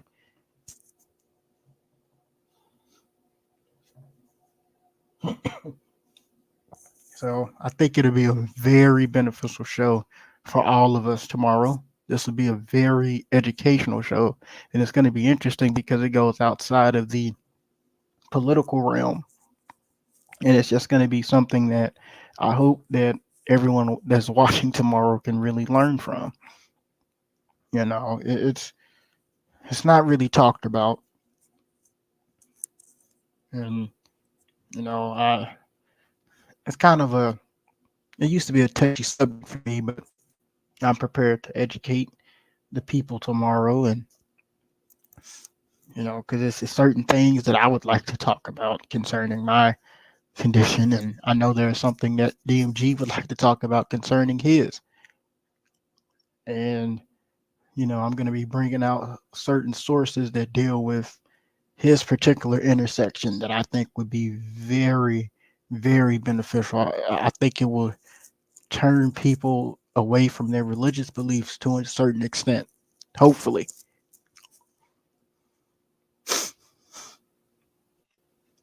Yeah. So in trying to fix my camera, I ended up knocking everything out. So I'm back, and I appreciate you for holding it down, bro. Because I was like, oh man, I'm completely knocked out the box. So my camera and my mic had to reconfigure and all of that. So yeah, good looking out, because I couldn't even warn you or nothing. So yeah, so you talked about what we got coming up. Yep, I did. Yeah. Because it's like, go ahead. And so the thing about that is I recently had a mental what we call episodes as it pertains to my mental disorder, and it definitely brought to me how you can be so normal one instant and off your square or off kilter the next minute, that people don't notice it, and because they don't notice it, they then start treating you in a normal way when they shouldn't. And the mere suggestion that they start treating you accordingly, they've normalized you so much that they start to question you about just how normal you are. Like perhaps you're not trying hard enough to fight this mental thing you got, not understanding that ain't really no fight to have. Like the fight fixed. I might wake up pissed tomorrow, or I might wake up happy tomorrow. I might wake up indifferent, or I might be so depressed that I can't move. And it ain't my choice whatsoever. But because they done normalized you so much, they giving you some kind of choice in the matter. And it's bugged out. If they could get in your shoes for 5 minutes and see how rapidly you switch within those 5 minutes, they'll never say that. They'll never say that again. So we're gonna get into it. Because, especially with people on the spectrum, like my new love interest, not gonna say her name, but she's kind of like on the spectrum. And she told me about how people that have what she has, like ADD, they know how to like disguise when they're like in pain and everything like that, to where like they can disguise a little bit better. But it gets kind of aggravating to me that, as you say, if people, they want you to just fight and they think it's over when you're normal, but it don't operate like that. What even aggravates me more is that it seems that people who have things that they could change, and we're going to go into that tomorrow, that they have something that they could change, they get more catered to than we do. Because we actually have things where we need help. You know what I'm saying? Yeah. But all we get is jokes, right? We get jokes. It's disgusting. Yeah, peace to my brother. And I'm with you on that. Not discussing family matters. It's not just family though. This not a, like, we don't have to mention names at all, because it's not exclusive to one person or one section of people. It's a universal situation, and it's not it's not about condemning those people. It's not about punishing those people or getting get back at those people. It's not even about being mad at those people, because we understand, how where the confusion come in. It's just once I've explained what the situation is, and you still disregard what I'm saying, because again, you've normalized me so much because you had to, for various reasons. You've put up with a particular behavior in such a way that if you don't normalize me, you got to explore what may not be normal about yourself. So, and again, this ain't just for a specific person. So, Yeah, and I'm with you on that, and that's why it'll never be, a specific name or anything like that mentioned. I may not even get into my personal stuff. It could just say like this stuff, bro. This stuff all online. Like I got an article that I was reading, and I felt like I was like this lady. If it wouldn't have been a lady, if it would have been a brother, I probably would have like been like, "Dang, did I write this at some point and forgot about it?" But it happened to be a female, and yeah, that stuff is it's universal. So yeah, it don't have to be my personal situation at all. But good, that's good looking out though, for sure. For sure. Andre the Voice Boy, back on this side of the pond. What's going on? No, what up? No, I was listening to Kuhani. So he was saying something about the lady, his love interest. She's on the spectrum, correct?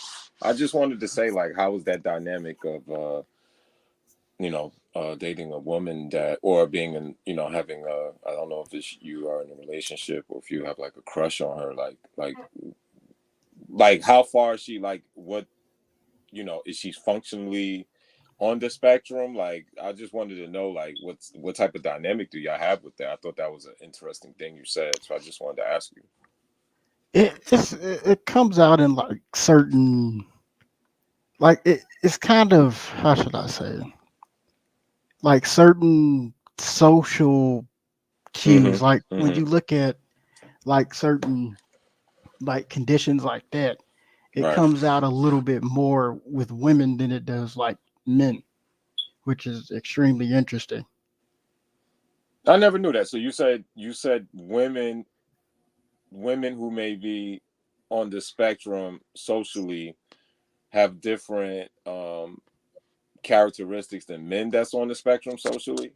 Like it's worse. Like a woman who has like ADHD. Okay. Her ways that she have is going to be worse than when a male has ADHD or ADD. Okay. There's been like studies on that. It's pretty interesting.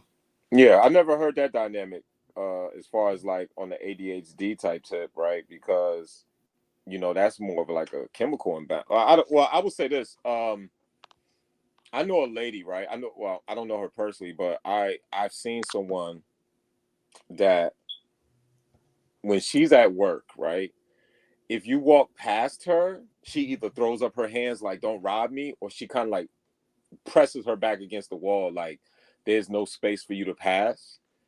And that is probably the most intense version of of being on the spectrum I've ever seen, because not only imagine getting in the elevator with someone and as soon as you get in, she puts her hands like, right, or she just like throws her back up against the wall like, and you're just looking around like, woman, like, you understand? So I found that to be very interesting. Like, I don't know if she had an experience or is it just straight up her being on the spectrum.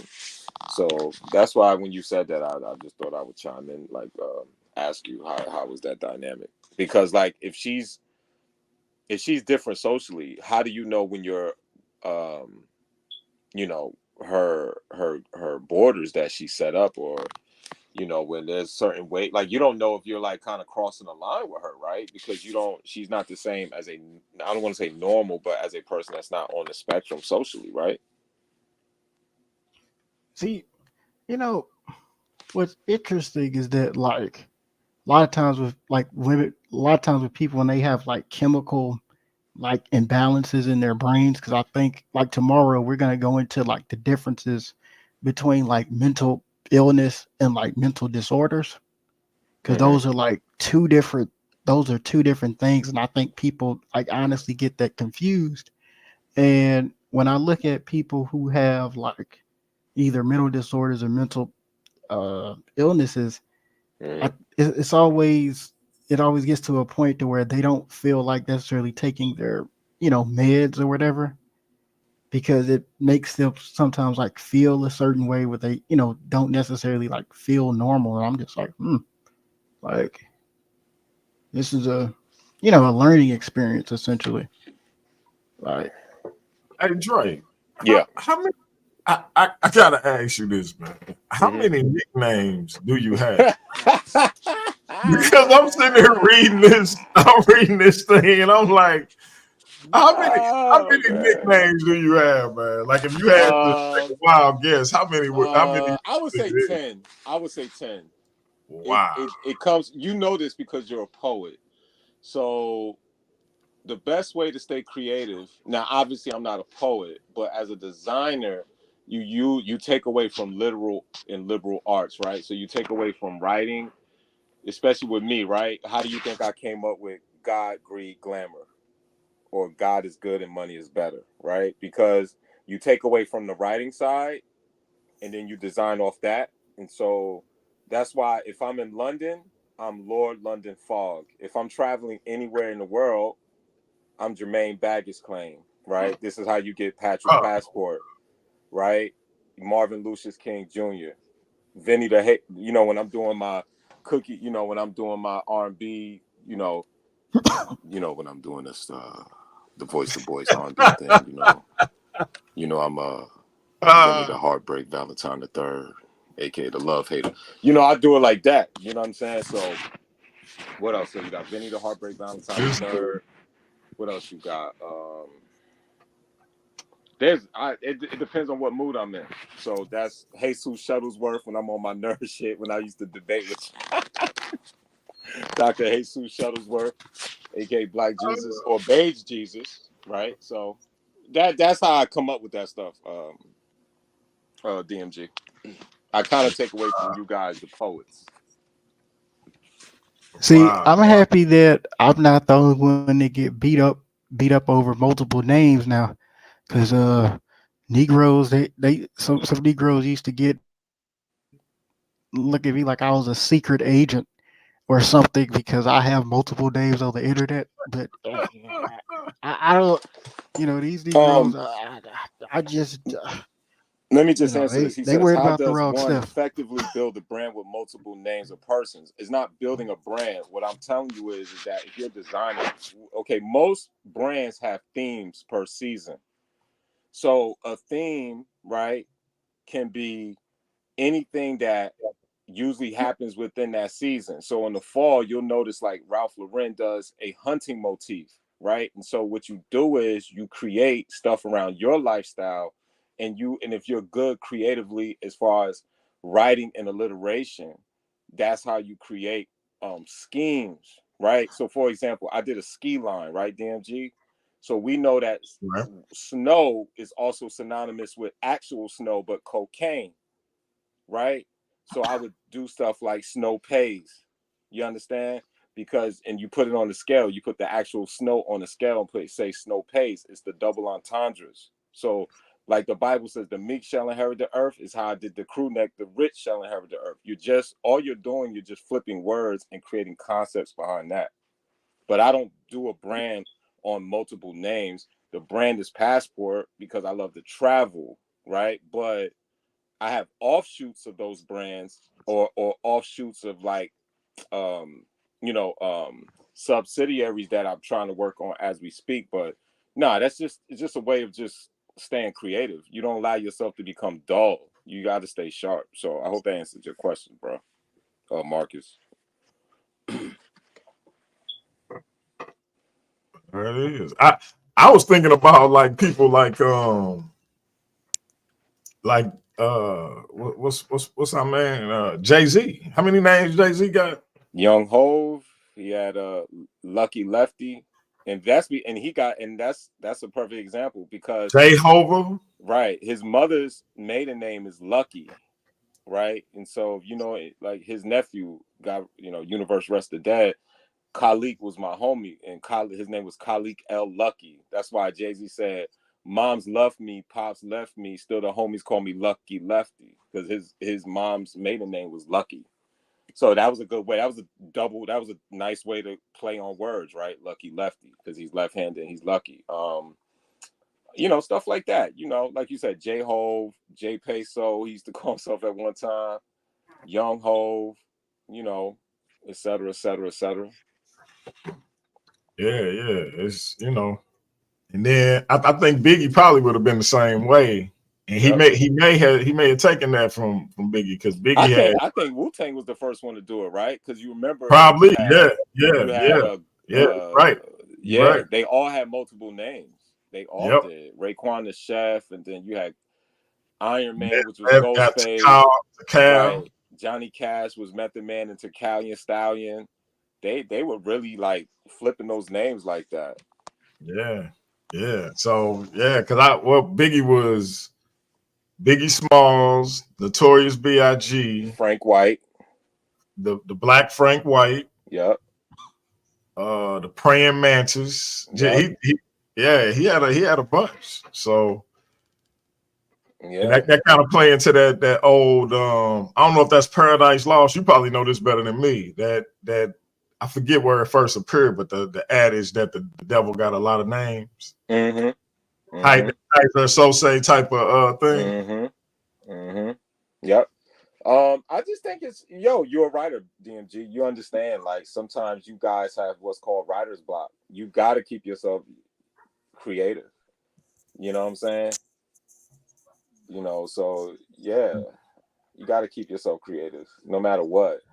And like I know from DMG, from you doing sometime helping me with my YouTube show, sometimes I'll be saying that shit and forget. Right. I don't even know where it come from. Yeah. Like I don't know if you even meant for that God, the devil ain't nothing but God in the ski mask to stick the way it did, but I just be repeating it. So yeah. But that's the truth though. I swear, like I said, I used to date this Israeli chick named Matal in Sherman Oaks, California, and her family. I remember, didn't I send you the pictures of her nephews, the black kids, right? Remember?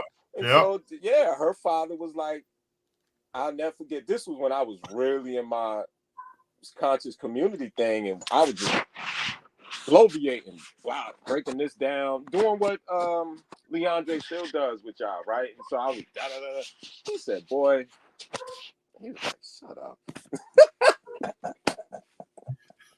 DMG, he was just like, you know what he wanted to say to me? I can say about this now because these are years ago. You talking about 6 years? He said, my grandsons are black. That's what he like. You understand what I'm saying, DMG? He's like, my grandson. Just like that, huh? Yeah, because basically saying we already broke our rule of lineage amongst our, their laws. You know how they get down. You understand? Right. So he was just like, and then he said, son, you believe in that stuff? This was a rabbi. And I'm like, no. He said, it's a business. That's what he said. He said the same God that's saving you is the same devil that's killing you. That's what he said to me. And this was a rabbi. Yeah, because I was DMG. I was in this man's den after dinner with them, and I was just asking him all. Like when you want to. Not that I admired his knowledge. I wanted to see was the stuff I was studying from their side of the game, was it accurate? So I was basically trying to poke holes in his argument, and he was just like, I don't give a fuck. Like he just don't care. Yeah, like I ain't about to argue with you. Exactly.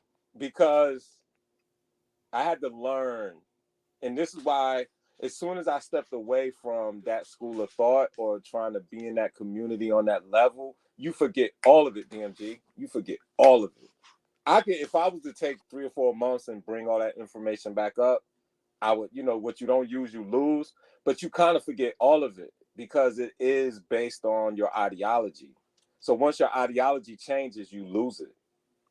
You understand where I'm coming from? So it's like, yeah.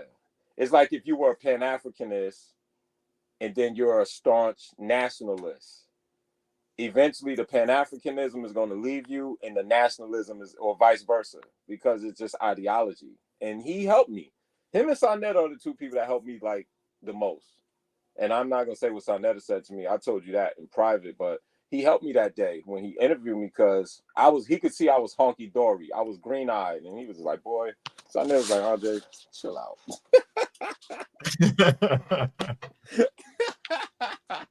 I was like, I'm gonna do this and I'm gonna do that and I'm gonna teach people. He said, boy, smile for the camera. So yeah, but that was something that stuck that I didn't think it was gonna stick, but I'm glad to see you doing your thing. Shout out to you, Kuwani, as well, man. I just came to say what's up to y'all and ask about that spectrum dynamic with your love interest. That's what's up, man. That's what's up, Andre. And I miss speaking to my captain too, man. I gotta talk to the captain. I used to call Captain and laugh with him sometimes. Yeah, when you talk to him, remind him how I beat him up every time we have a conversation. Why did he jump off? Did he have to go? I didn't get the chance to see that part. No, that wasn't live. That was just me recapping. That was the replay? Yeah. I was just recapping. Was the best show ever. That was the best show ever. Oh my God, that was the best show ever. That was the best show ever. Because then that one when y'all got into like why the Chinese people are smarter or dumber than us, and remember that? That was the same one. Yeah. Man, that was the best show ever. Lord Jesus. That was the best show ever. I love Captain, man. He stays on his ISUPK square. You are not taking him off that. Nah, and I don't even want to like stay. Oh no, listen. But this is your channel is the new WWE of the conscious community. You have every character you can imagine. You have the intelligentsias, you have the atheists, you have the believers, you have the Hebrews, you have the scientifically enhanced, and that's how you having your debates, how you set up your debate structures, right? So yeah, you did it. Hey, that's good looking out. It seems like that the Hebrews they be cutting up a lot. They be the bad ones. It's salted cats. It is like I gotta keep them in line when I can. I don't know if you can keep a Hebrew in line, brother. I keep them in line in another way. In another way. Listen, they be tripping. They be tripping. He an admin in the back chat group. Man. I was about to say, you ain't keeping no Hebrew in line in conversation. He didn't kick my man Cap out like 4 times, man. I done had to tell him, man. Cap got immunity. You know what I mean? Cap is the realest, man. The Gog of Ball. The Gog of Ball. I don't know, real man. talk. I don't know. You better put some respect on Cap's name, man. Nobody has plot armor. What's that? What? What'd he say? Plot armor? Nobody has plot armor. Oh, well. Except Captain K. Come on. Look, Cap is the two hardcore religious zealots that I love on this channel is Cap and Nobody. Both of them are not going to not stand on their square. They're going to stand on what they believe. So you got to respect that. You got to respect it. For real. Like I think they had the first debate I ever had on my channel. Those two. Did? Yeah. I'm gonna replay that sometime this week. It was who has done more for the black community, ISUPK or the black church. That was the first debate I ever did on my channel. I had like 100 subscribers.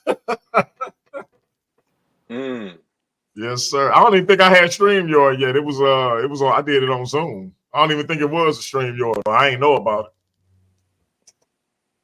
I might do. I'm glad you said something like that.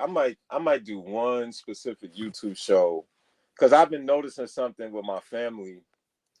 As the boomer generation are dying off, I'm noticing black churches are emptying at a rate that's crazy. And maybe that's just within my geographical locale, but I really want to look into that. It's not just where you at. It's right. It's crazy. Like, yeah.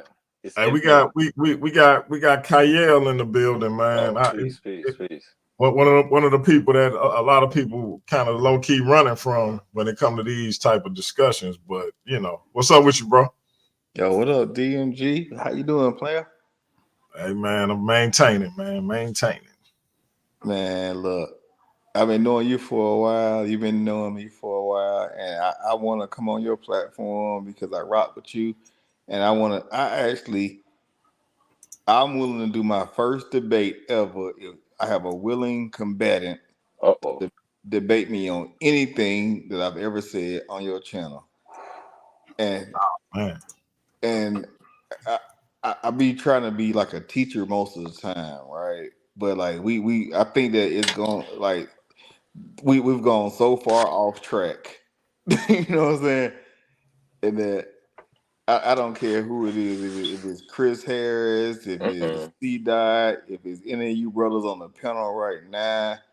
I'm trying to get the smoke, man, because like what the overall mission has been so misconstrued.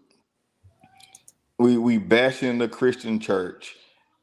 For some reason, we forget everything that the Christian church did to liberate us and to make us in the position that we are in right now. You know what I'm man, saying? I,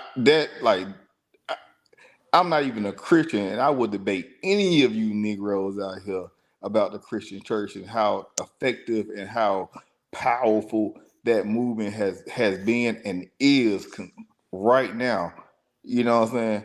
And that type of stuff irritates me because we don't understand where we came from. We don't understand the things that our parents believed in, hoped and believed in, and gave their blood, sweat, and tears for.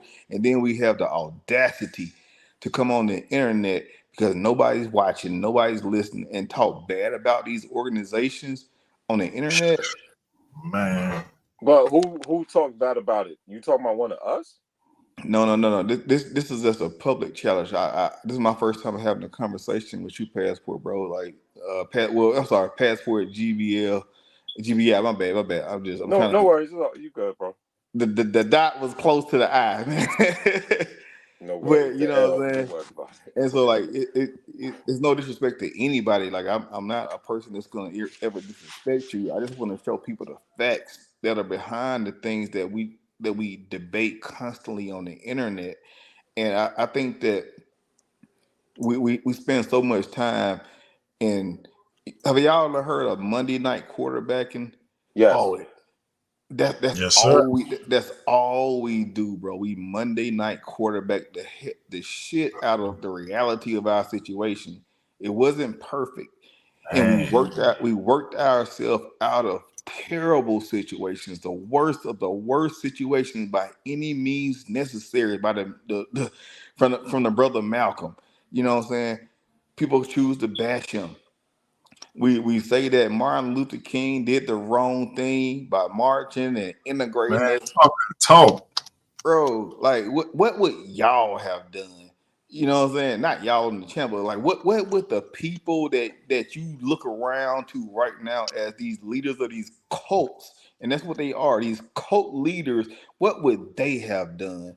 Would they have organized through the Christian church and mobilized millions of people on the same objective and agenda and brought in allies to help us to reach our goals? No, they would not.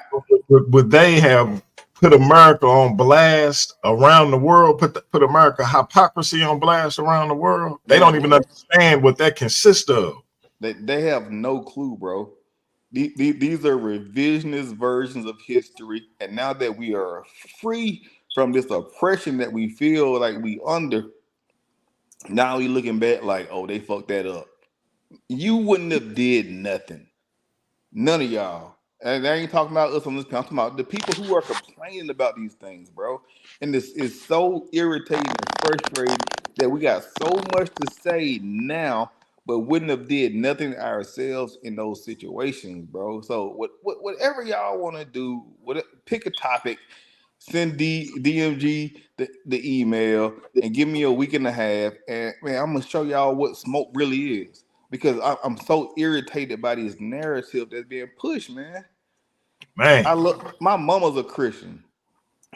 You know what I'm saying? I think most of everyone's mother who talk against the Christian church is still a Christian. Absolutely.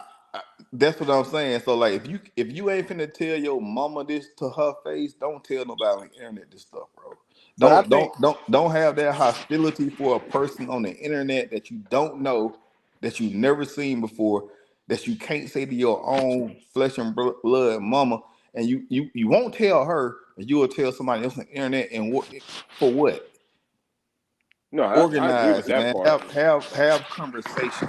I agree with that part because at the end of the day, what did that do? You take your mother away from the Bible, especially my mother, who was really, that's why I was MIA for a minute outside of traveling. You know, my mom was sick. But you take her out of the Bible. My father died 6 years ago. She doesn't have her husband. You know what she does all day, Kyle? She watches the Swagger channel. And you know what I do if I'm there next to her? I watch it with her. It doesn't bother me. If that's Yeah. what's going to make, look, just like you was once a Hebrew, if I'm not mistaken. Listen, people are going to find solace and peace in different vehicles and mediums. That's what it is, right? So trying to take it away from them you're never going to, especially most Hebrews and most Christians, that stuff, once it's embedded in you, if it gives you some type of peace or infrastructure within you, you're going to stay there. Yeah. There's a thing called the law of extremes, where most drug dealers on a block like DMG or dudes who know street dudes that went Christian, right? You hear a lot of similar stories.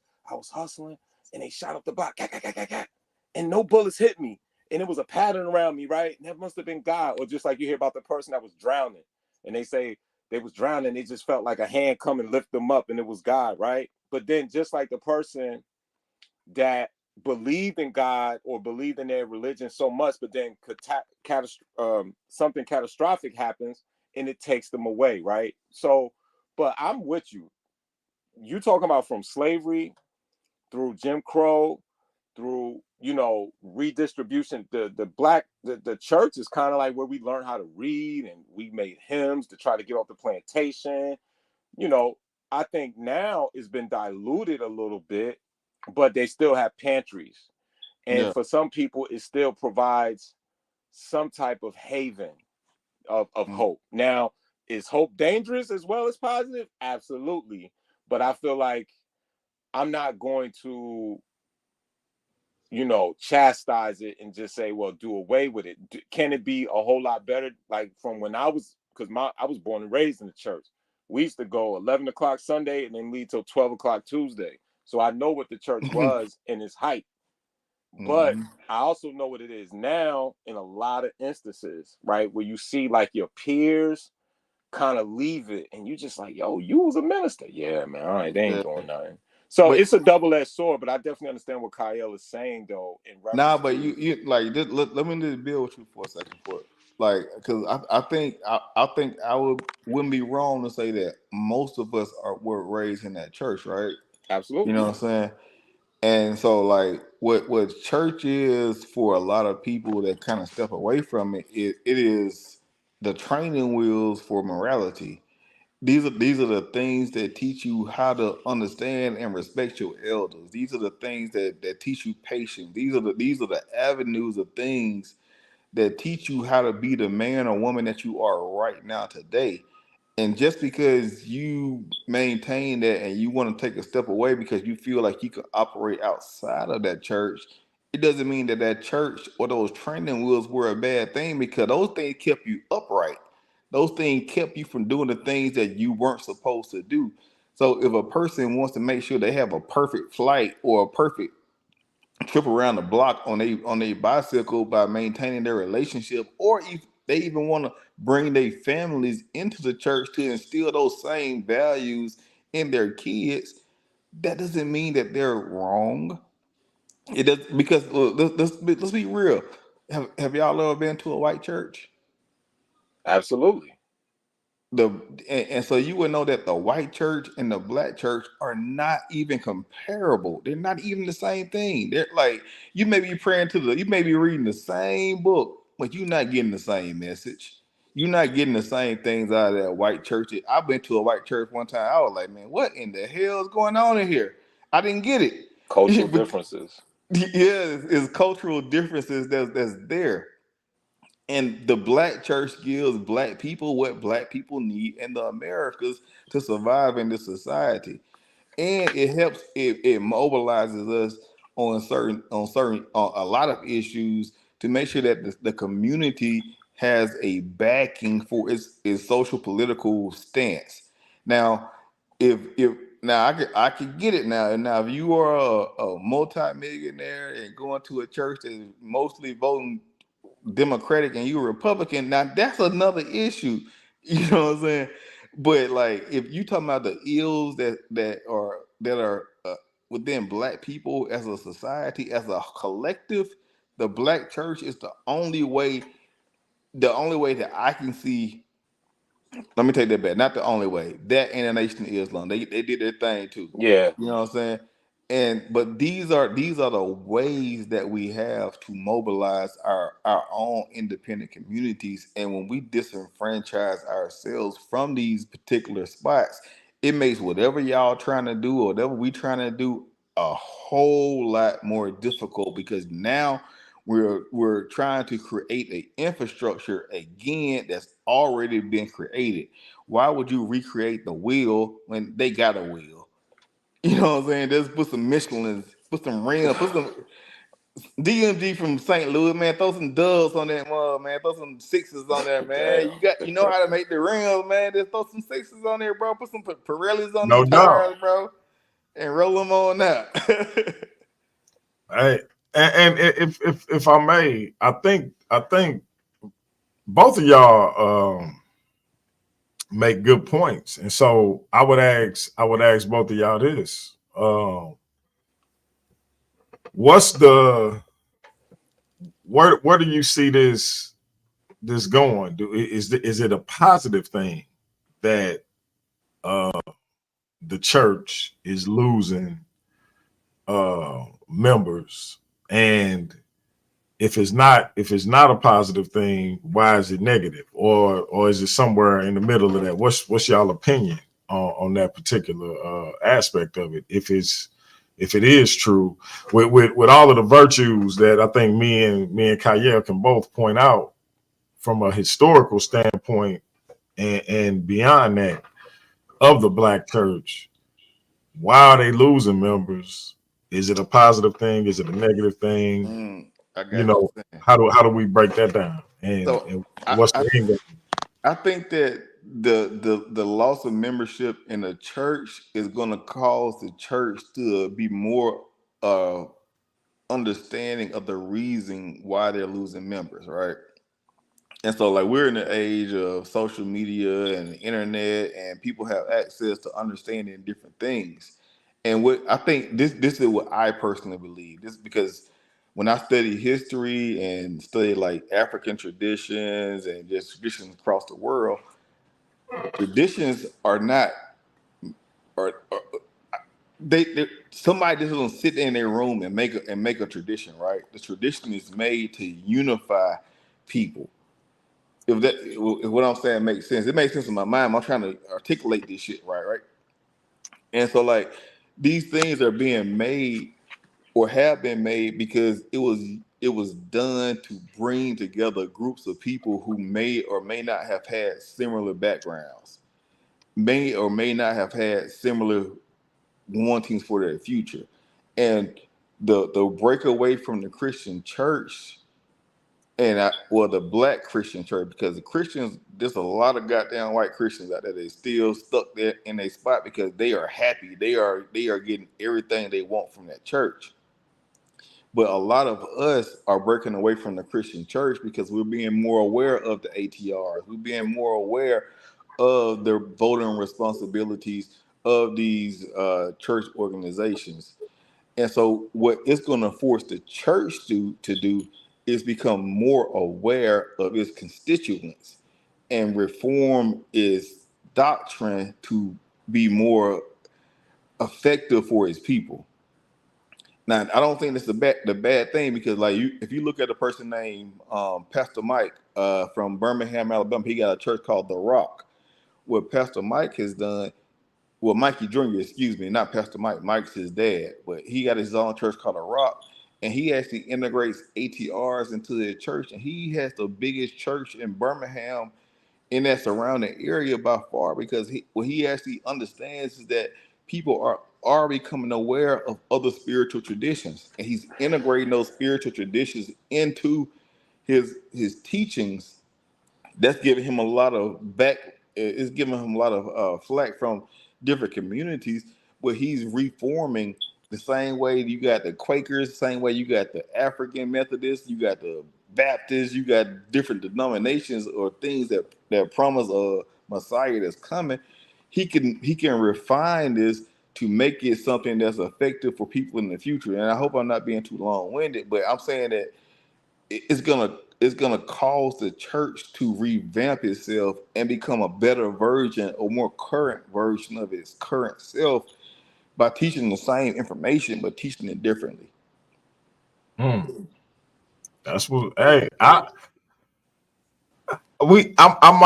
might slightly alter that, but I don't think we disagree too much on that, because I think it's definitely a disconnect, and it's not even with the younger generation. It's a broad spectrum of people who coming to a particular conclusion. So something have to be updated or modified in a sense, without compromising, if that's possible. So yeah, think about Ephah, right? I think you know a little bit about Ephah. Well, I think I would say more than the average person would know, because I be spreading it in the back chat, right? right. But we don't practice. Well, let me phrase it. The original religion was called Isheshe. In America, we practice Santeria. You know what I'm saying? We practice Ephah. We practice what's this shit they're doing? Damn, I forgot the name of it, but they practice something different in South America. But they adapted their belief system. They maintain those same core values, and they adopted the things that are around them to make it effective. And I think that if the Christian church can do that, because the infrastructure for power is already there, the networking ability is already there. You see what I'm saying? And I think that will be very, very powerful if we can somehow integrate those things into the Christian church, because belief, man. Belief will take you anywhere. I believe that I could run faster than somebody else, and guess what I did? I ran faster than them, and I won a track meet. I believed that I could, lock down this receiver who's a D1 prospect, and I did it because I believed I could. And that belief is very, very powerful. When you believe something, it encourages and it enhances the natural ability that a person has. So when a person has something to believe in, and I'm not saying that I personally have a belief or a religious stance, but when a person does, oh my God, it's so powerful, bro. It's so powerful. And if we can all have a collective belief, like my belief is in us as a people. And if the Christian church could teach the belief in us as a people for unity and teach those things that would bring people, because I hear a lot of Pan-Africanist talk, but none of their things are about action. But in certain churches, they teach you action.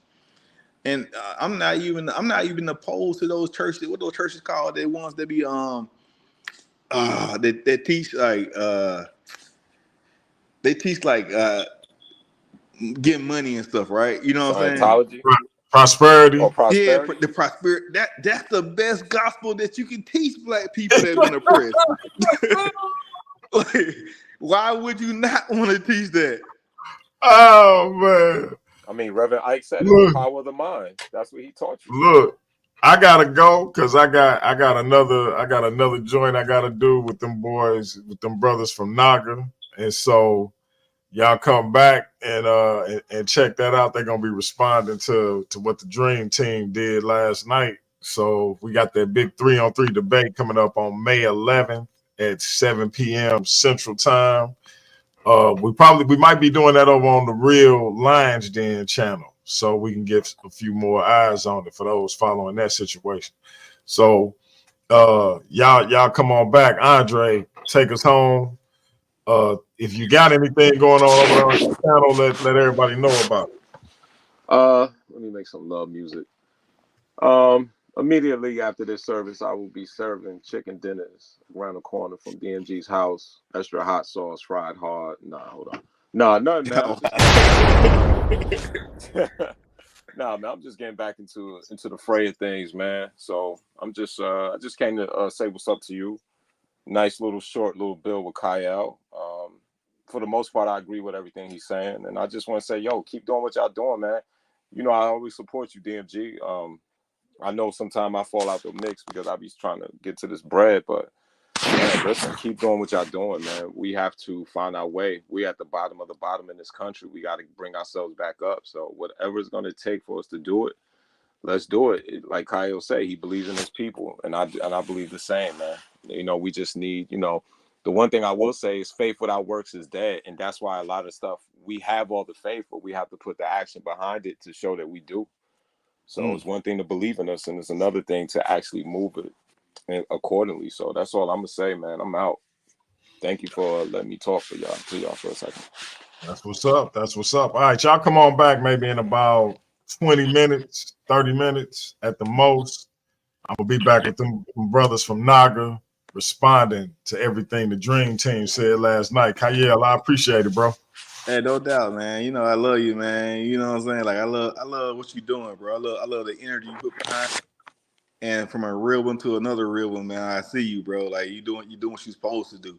You bring together all the people, and you put them, and you don't have like arguments. You have discussions on your platform, and that's a different level of being mature, bro. And I appreciate that. Every time you go live, I'm on here, bro. I mean, I pop on the panels and stuff like that, but you're not unseen. I say that, man. Keep doing what you're doing, fam. I appreciate it, bro. So I appreciate that. All right, family. We'll be back at it in a minute.